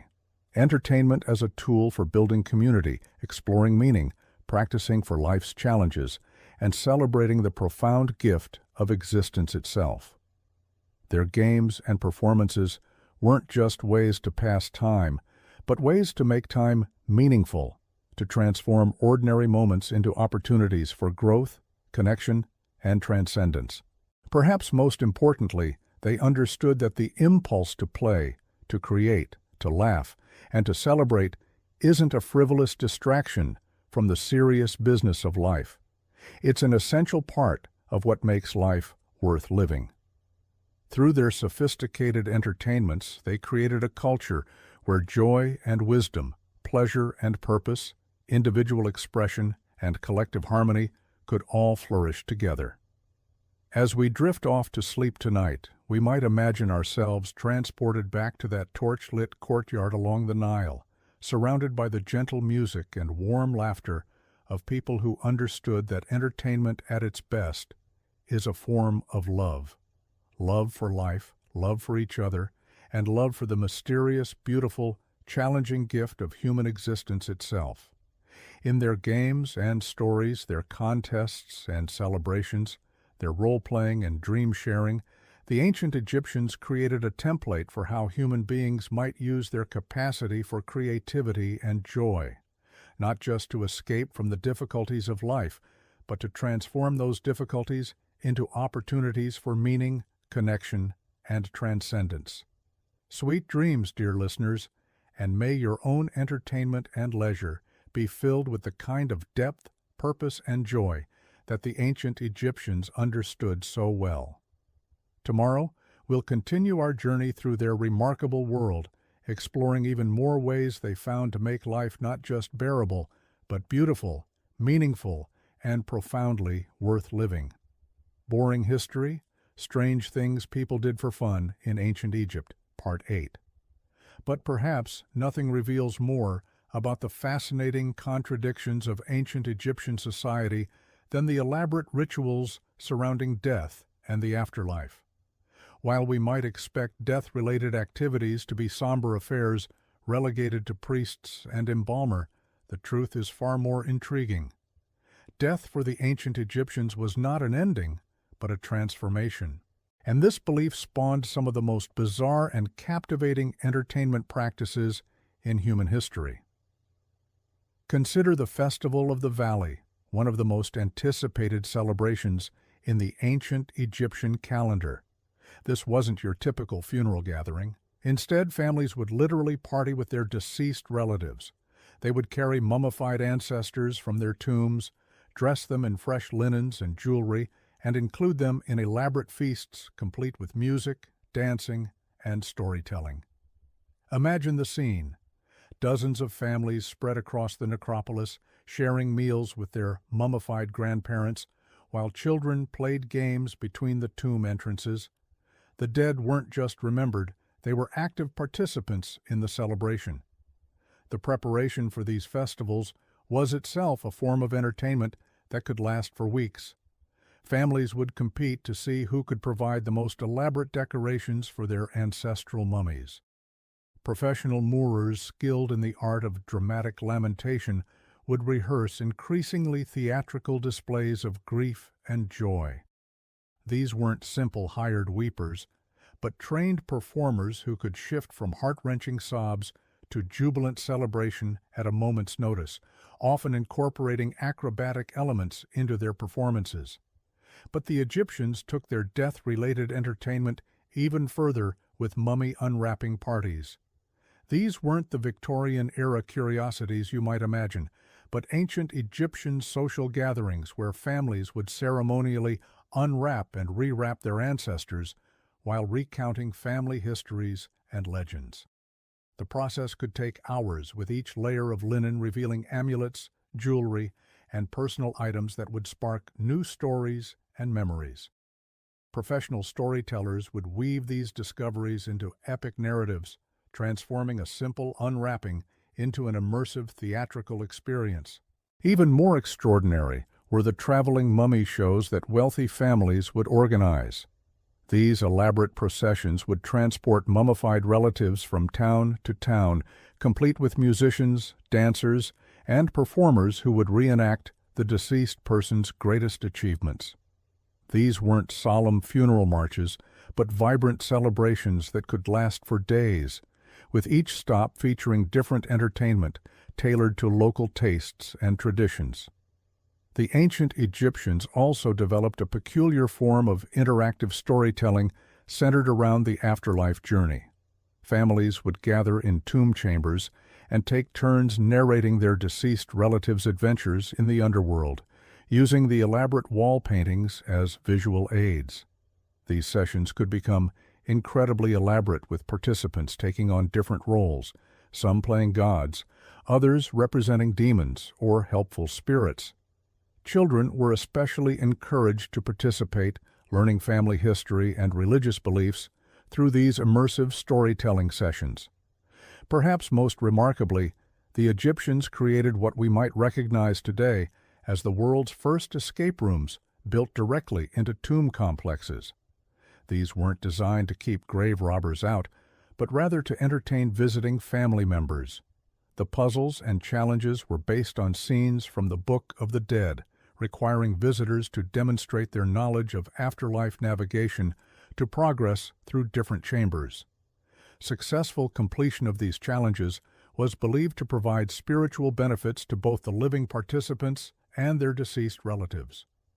The wealthy elite took this concept even further, commissioning elaborate mechanical contraptions for their family tombs.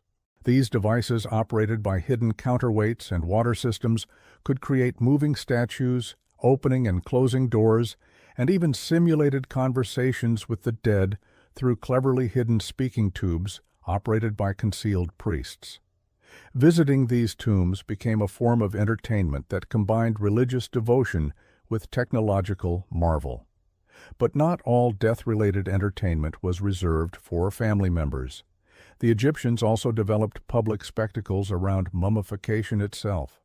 Skilled embalmer would sometimes perform their craft in public squares during major festivals, turning the preservation process into educational entertainment. Crowds would gather to watch master embalamas demonstrate their techniques on practiced bodies, often accompanied by musicians and storytellers who would explain the religious significance of each step. These public mummification demonstrations sometimes evolved into competitions with different embalming houses, showcasing their skills and competing for prestigious contracts. Judges would evaluate not just the technical quality of the mummification, but also the entertainment value of the presentation. The most successful embalmer became celebrities in their own right, traveling from city to city to perform their craft before appreciative audiences. The Egyptians even gifted death through elaborate board games that simulated the journey through the afterlife. These weren't simple diversions, but complex strategic games that could take days to complete. Players would navigate their pieces through a board representing the underworld, encountering challenges based on actual religious texts. The games served multiple purposes: entertainment, education, and spiritual preparation for their own eventual death journey. The most elaborate of these games required multiple players taking on different roles, gods, demons, and deceased souls, with intricate rules governing their interactions. Successful players were believed to gain actual spiritual benefits, making these games both entertainment and religious practice. Tournaments could last for weeks, with entire communities gathering to watch expert players navigate the complex spiritual challenges. But perhaps the most bizarre death-related entertainment was the practice of prophetic mummy consultation. Certain mummified individuals, usually those who had been renowned for their wisdom in life, were believed to continue offering advice after death. Families would bring their preserved ancestors to social gatherings where guests could pose questions about everything from business decisions to romantic troubles. Priests acting as interpreters would provide answers supposedly coming from the mummy, often delivered in elaborate theatrical performances, complete with special effects created by hidden assistants. These consultation sessions became highly sought-after entertainment, with particularly famous mummies developing followings that crossed social boundaries. Wealthy patrons would compete to host these events, turning their homes into temporary oracles where the living and dead could supposedly interact. The most skilled priest interpreters became entertainers in their own right, developing signature styles and loyal audiences who would follow them from consultation to consultation. The ancient Egyptians also created elaborate death-themed festivals that celebrated the cycle of life and death through community participation. During these events, entire neighborhoods would transform into massive theatrical productions with houses representing different stages of the afterlife journey. Participants would progress from building to building, encountering challenges and entertainments designed to simulate the deceased's path through the underworld. These neighborhood festivals could last for days, with each household contributing different elements to the overall experience. Some might specialize in creating terrifying demon encounters, while others focused on peaceful garden scenes representing the field of reeds. The most creative households would develop mechanical puppets, light shows using polished metal mirrors, and even underground tunnels connecting different houses to create surprise appearances.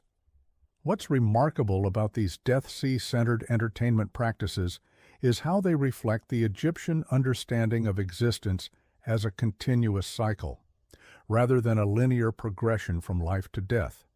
Their games, festivals, and performances didn't morbidly dwell on death, but rather celebrated it as another form of existence worthy of joy, creativity, and community participation. These practices also reveal the profound social function of entertainment in ancient Egypt. By involving the entire community in death-related celebrations, the Egyptians created support networks that helped families cope with loss while maintaining connections to their ancestors. The elaborate nature of these entertainments also served to reinforce social hierarchies and religious beliefs, but in ways that felt joyful rather than oppressive. The technological innovation evident in these death-related entertainments is equally impressive. The mechanical devices, hidden chambers, and special effects created for tomb entertainment represent some of the most sophisticated engineering of the ancient world. These weren't just religious artifacts, but entertainment technologies that required advanced knowledge of physics, hydraulics, and acoustics.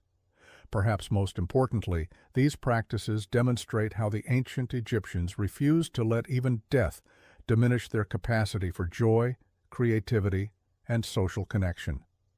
In a world where mortality was an ever-present reality, they chose to transform their relationship with death into opportunities for celebration, learning, and community building. Their approach offers a striking contrast to many modern attitudes toward death and mourning. Where we often see death as a private, somber affair, the Egyptians made it a public celebration of life's continuity.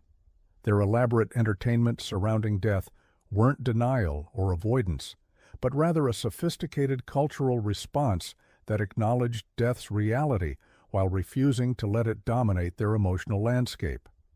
These Death Sea-centered entertainment practices ultimately reveal the depth and complexity of ancient Egyptian civilization.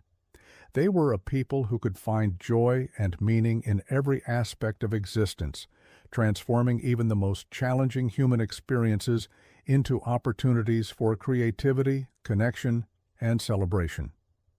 Their legacy reminds us that entertainment and joy aren't frivolous additions to life, but essential elements that help us navigate existence's full spectrum of experiences.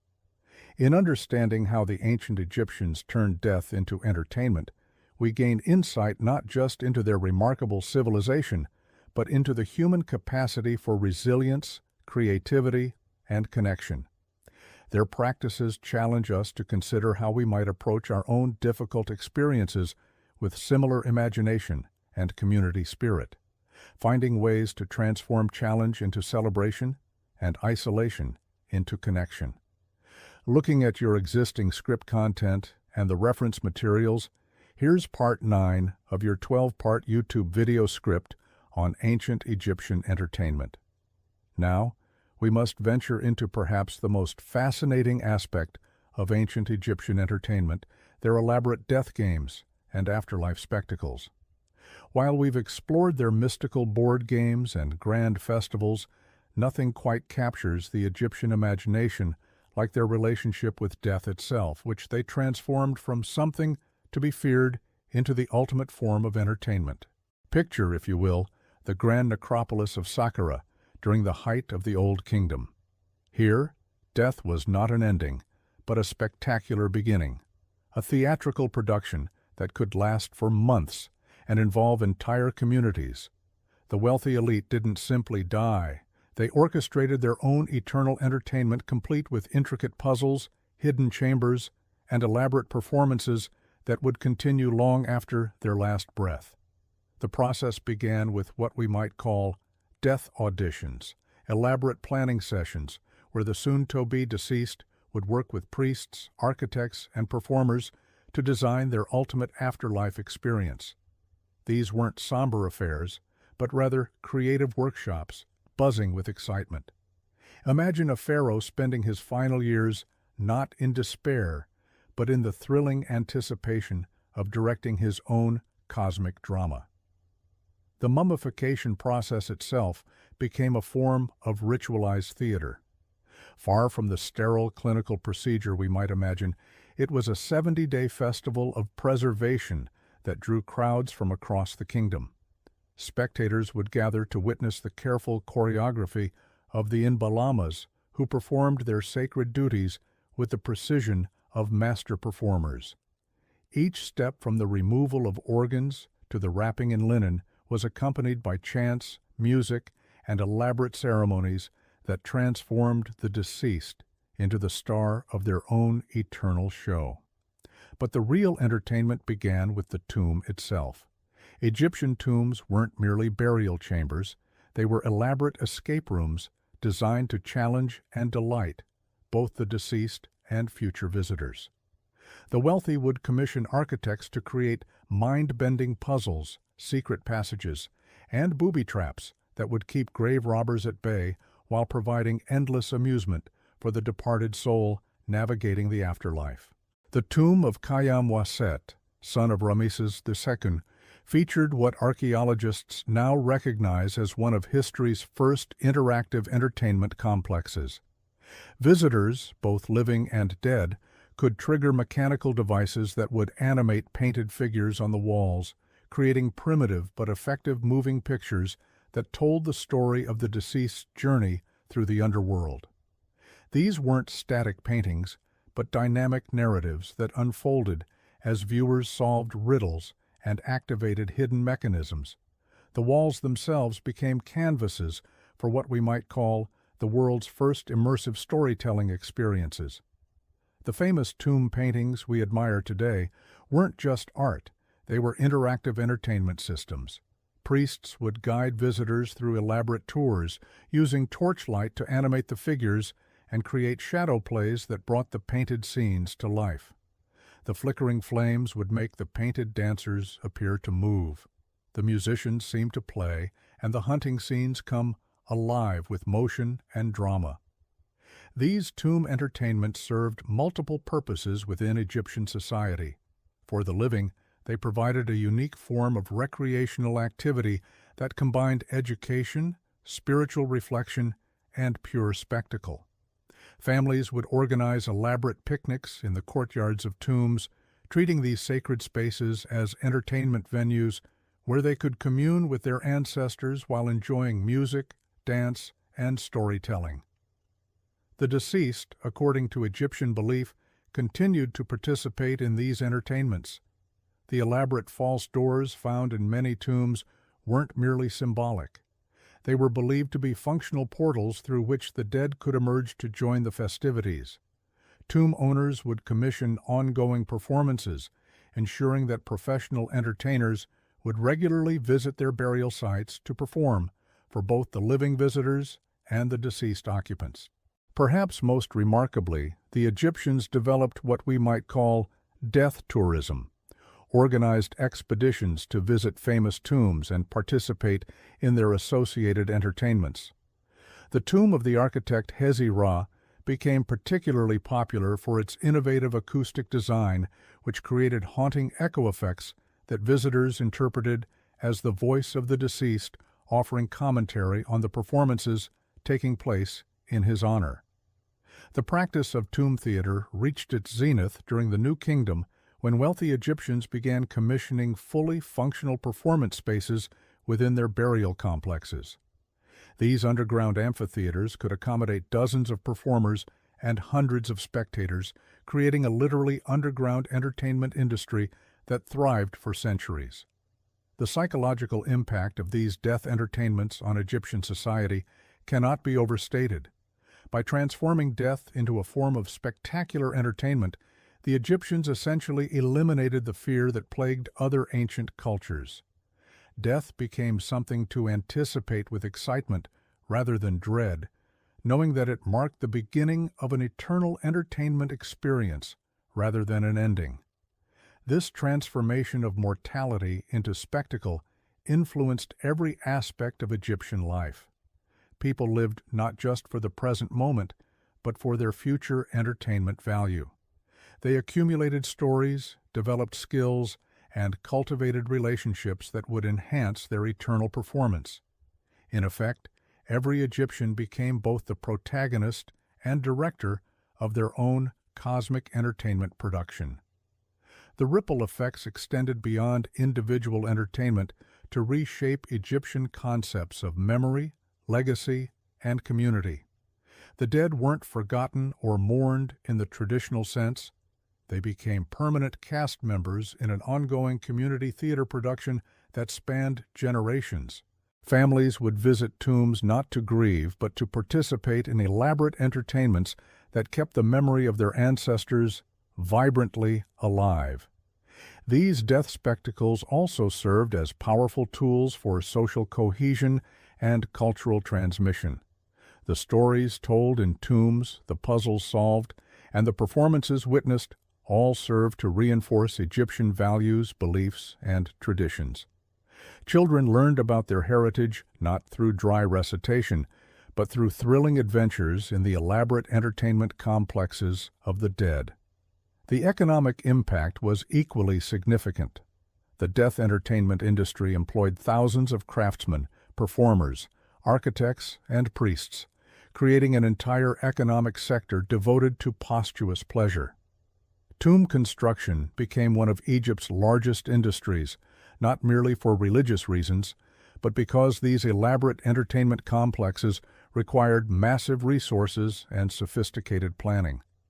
Modern archaeologists continue to discover new layers of these ancient entertainment systems. Recent excavations have revealed tombs equipped with hydraulic mechanisms that could create fountain displays, acoustic chambers designed to amplify and distort sound for dramatic effect, and even primitive automated systems that could trigger sequences of lights and sounds to create immersive experiences that would impress visitors centuries after their creation. The sophistication of these death entertainments reveals a civilization that had mastered not just the practical aspects of life, but had elevated the very concept of entertainment to cosmic proportions.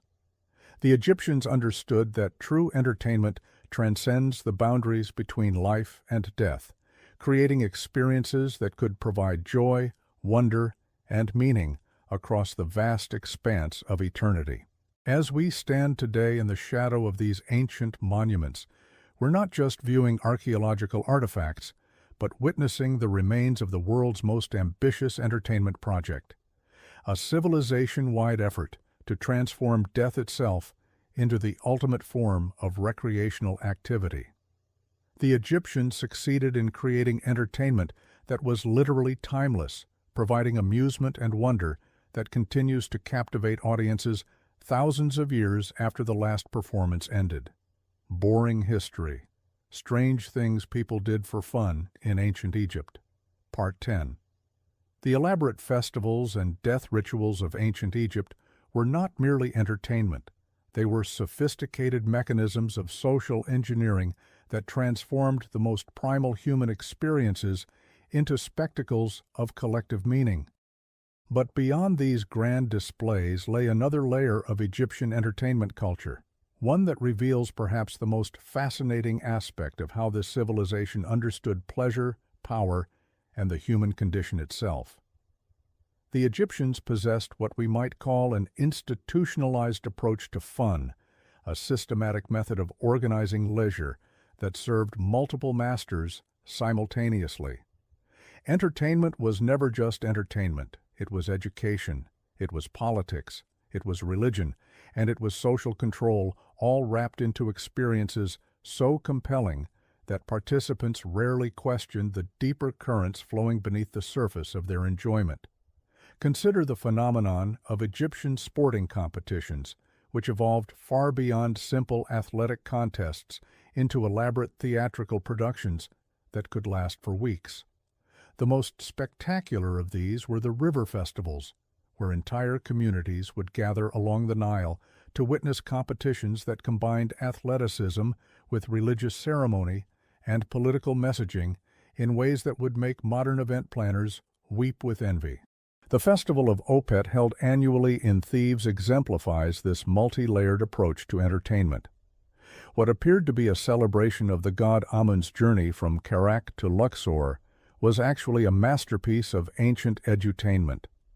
Spectators would line the riverbanks for miles, watching as elaborately decorated barges carried the sacred statues of the gods down the Nile, accompanied by hundreds of performers, musicians, and athletes competing in synchronized swimming displays, wrestling matches, and boat races that told the story of creation itself.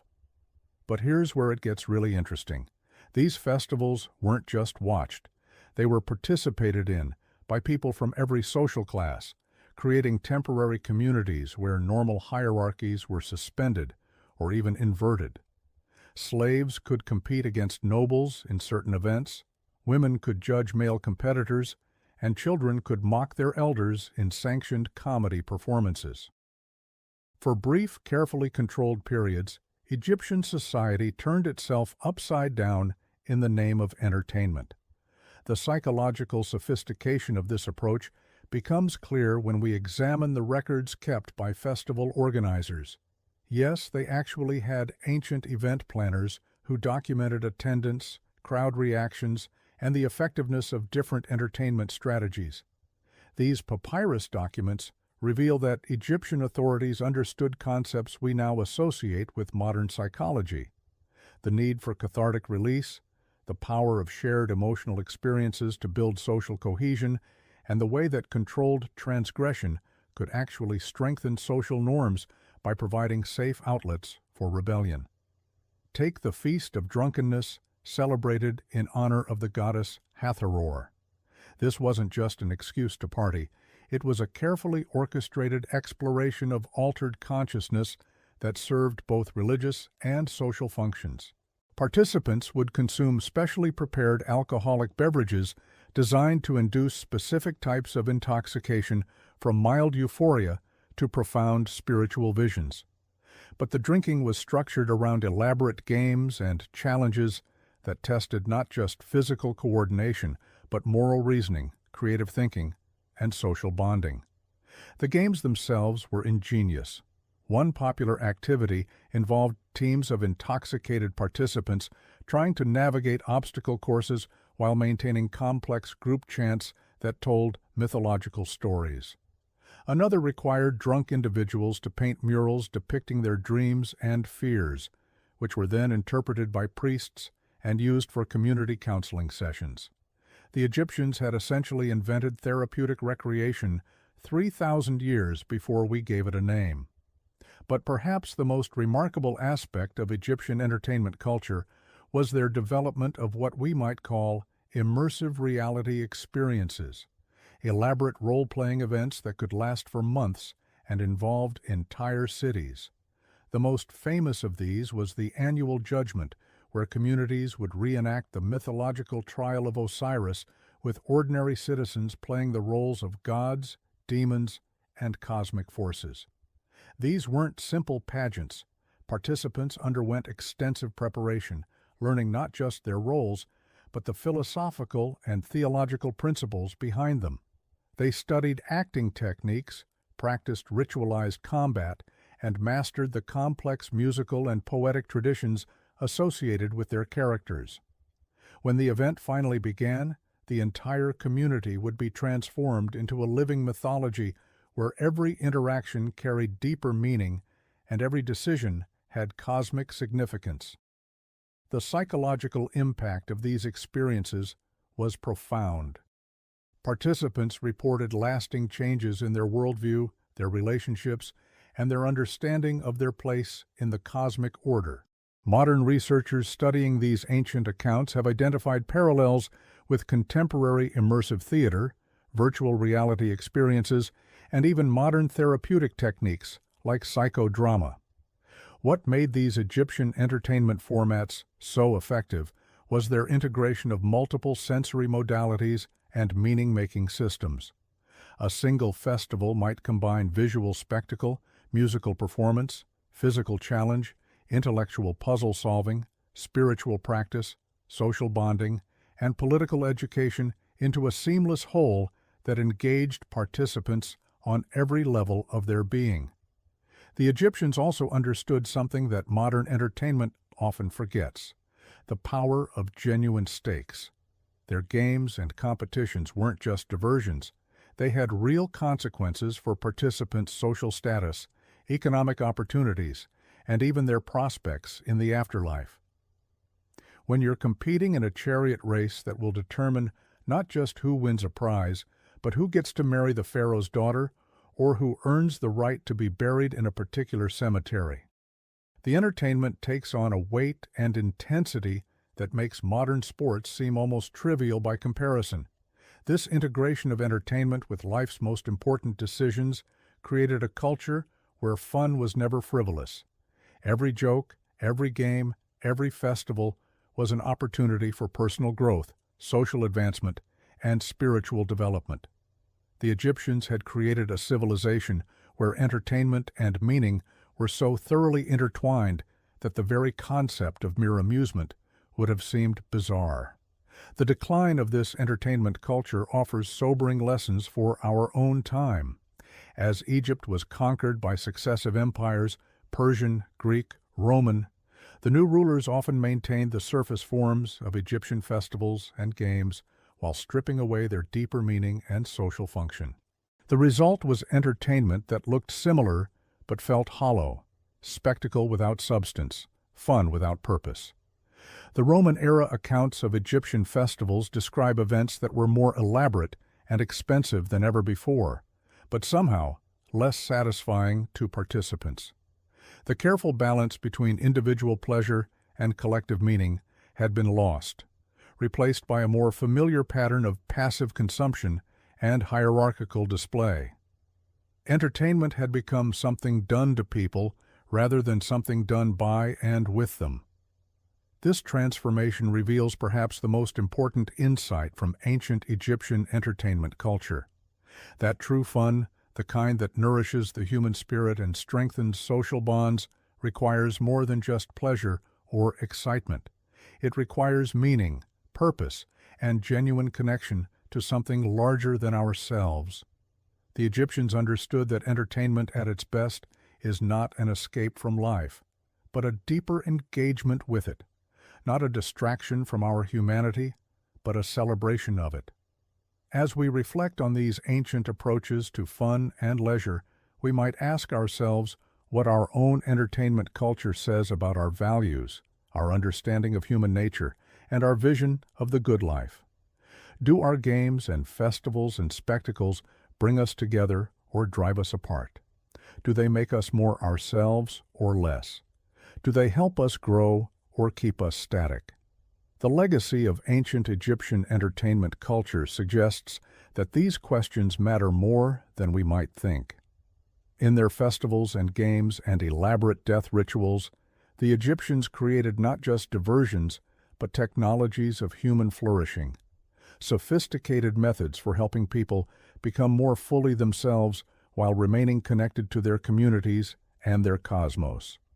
That may be the strangest thing of all about ancient Egyptian entertainment. Not that it was so different from our own, but that it accomplished so much more with so much less. They turned the simple human desire for fun into a force for education, social cohesion, spiritual development, and personal transformation. They proved that entertainment at its best is not about forgetting who we are, but about remembering who we might become. Part 11. The Enduring Magic of Ancient Egyptian Entertainment. As we approach the final chapter of our journey through the strange and wonderful world of ancient Egyptian entertainment, we find ourselves confronting a profound paradox.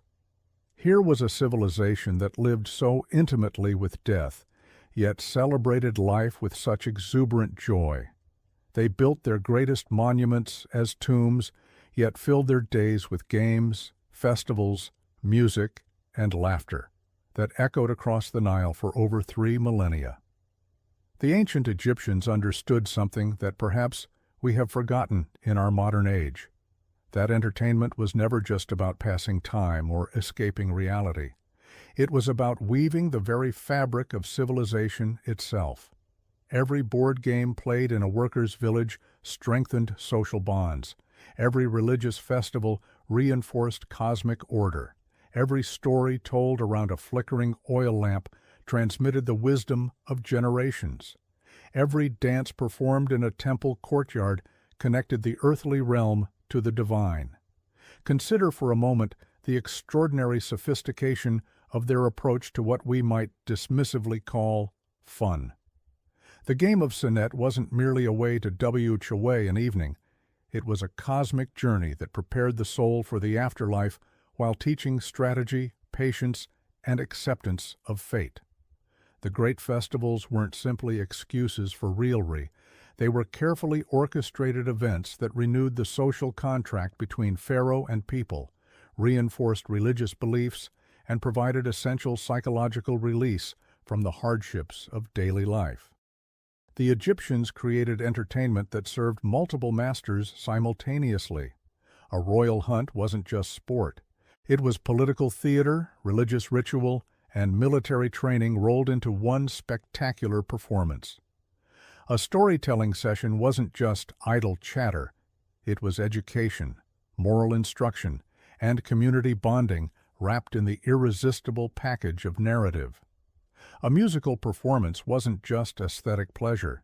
It was spiritual communion, emotional catharsis, and cultural preservation harmonized into something transcendent. What strikes us most forcefully as we survey this vast landscape of ancient entertainment is how deliberately and thoughtfully it was constructed. Nothing was left to chance. Every game had rules that reflected cosmic principles. Every festival followed calendars that aligned with celestial movements. Every story carried moral lessons that reinforced social values. Every song preserved historical memories or religious truths. The Egyptians didn't stumble into their entertainment culture. They architected it with the same precision they brought to their pyramids and temples. This systematic approach created something remarkable, a civilization where entertainment wasn't separate from the serious business of life, but integral to it. The boundary between sacred and secular, between work and play, between education and amusement, was fluid and permeable. A pharaoh's coronation was simultaneously a religious ceremony, a political statement, and a spectacular entertainment. A funeral was at once a solemn ritual, a celebration of life, and an elaborate performance that could last for months. The technological innovations they developed in service of entertainment were staggering. They created some of the world's first board games with complex rules and beautiful craftsmanship. They developed musical instruments of remarkable sophistication and variety. They pioneered theatrical techniques that wouldn't be seen again until classical Greece. They invented cosmetics, perfumes, and decorative arts that turned personal adornment into high art. They created architectural spaces specifically designed for entertainment, from intimate garden pavilions to massive festival courtyards that could accommodate thousands. But perhaps most importantly, they understood that entertainment was a fundamental human need that couldn't be suppressed or ignored. Rather than viewing it as frivolous distraction from more important matters, they recognized it as essential fuel for the human spirit. They saw that people who played together, celebrated together, and shared stories together formed stronger communities. They understood that laughter and joy weren't luxuries to be rationed, but necessities to be cultivated. This wisdom seems almost revolutionary when viewed from our contemporary perspective, where entertainment is often dismissed as trivial or criticized as escapist. The Egyptians would have found such attitudes baffling. For them, entertainment wasn't escape from life. It was engagement with life at its deepest level. It was how they processed the mysteries of existence, transmitted their values, and created meaning from the raw materials of human experience. The legacy of their approach resonates through history in ways both obvious and subtle. The Olympic Games that still captivate billions today echo the competitive festivals that drew crowds to ancient Memphis and Thebes. The board games that families gather around during holidays trace their lineage back to the gaming boards found in Egyptian tombs. The stories we tell our children before bed carry forward the tradition of narrative entertainment that flourished along the Nile thousands of years ago. Even our modern understanding of celebrity and spectacle owes something to the Egyptians who elevated their pharaohs to divine status and created elaborate public performances around their every appearance. The concept of themed entertainment, where immersive experiences transport participants to other worlds, has its roots in the Egyptian festivals that transformed entire cities into stages for mythological dramas. But the Egyptian approach to entertainment also contained darker currents that we cannot ignore. The same civilization that created beautiful music and poetry also found amusement in gladiatorial combat and public executions. The same people who played gentle board games also enjoyed brutal animal hunts and warfare. The same culture that celebrated life also practiced human sacrifice and elaborate rituals of death. This complexity reminds us that entertainment has always been a double-edged sword capable of both elevating and degrading the human spirit. The Egyptians themselves seemed aware of this duality. Their art and literature contained numerous warnings about excess and moral corruption. They understood that entertainment could become addiction, that pleasure could become vice, that spectacle could become cruelty. Their religious and philosophical traditions emphasize balance and moderation, seeking to harness the power of entertainment while avoiding its pitfalls. As we stand at the end of our exploration, we're left with profound questions about our own relationship with entertainment. In an age of digital distractions and virtual realities, what can we learn from a civilization that viewed entertainment as sacred duty? In a time when we often consume entertainment passively and individually, what wisdom might we glean from people who created it actively and communally? In an era when entertainment is often separated from meaning and purpose, how might we recapture the Egyptian integration of fun and significance? The ancient Egyptians offer us a vision of entertainment as something more than mere diversion. They show us how play can be profound, how spectacle can be spiritual, how fun can be fundamental to human flourishing. They remind us that the things we do for joy and pleasure aren't separate from the serious business of building civilization. They are essential to it.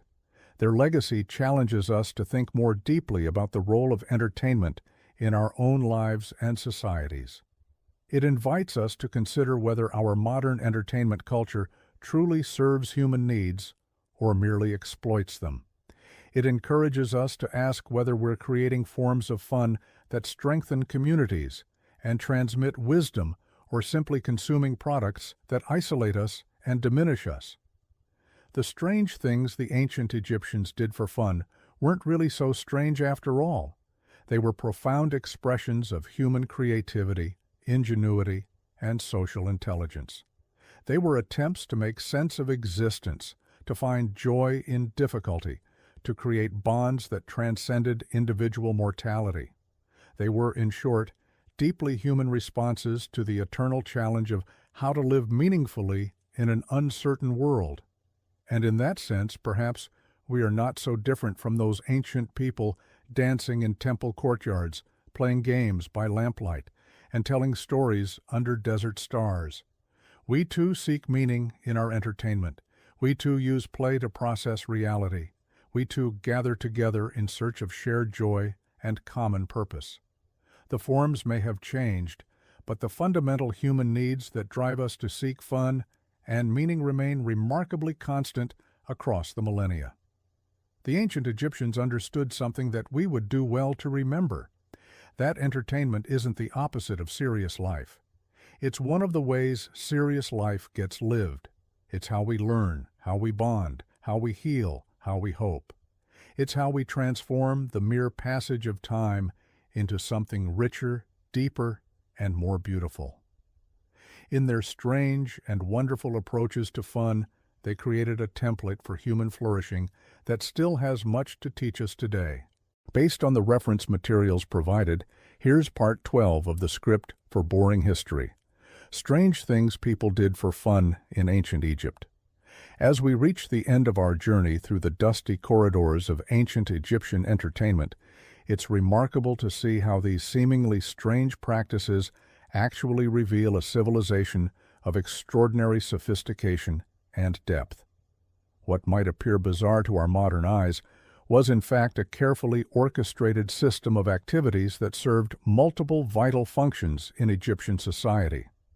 The games they played, from the strategic complexities of Senet to the physical challenges of their athletic competitions, weren't merely diversions. They were training grounds for the mind and body, preparing individuals for the challenges of both earthly life and the perilous journey through the afterlife. When an Egyptian nobleman spent hours contemplating his next move in a game of Senet, he was simultaneously engaging in strategic thinking, religious contemplation, and social bonding. Their festivals and celebrations, with their elaborate pageantry and community participation, created powerful shared experiences that reinforced cultural identity and religious beliefs. The Oped Festival wasn't just a party. It was a massive communal affirmation of divine order and social cohesion. These events brought together people from all walks of life, from the highest priest to the humblest farmer, creating bonds that strengthened the entire civilization. Even their most unsettling practices, the human sacrifices and violent spectacles that seem so alien to us today, served specific cultural functions. They reinforced power structures, provided outlets for aggression, and created dramatic demonstrations of divine authority that helped maintain social order in a complex society. Perhaps most fascinating is how the Egyptians seamlessly blended the sacred and the profane in their entertainment. Their tomb experiences weren't just morbid fascinations with death, but sophisticated attempts to transform mortality into meaning.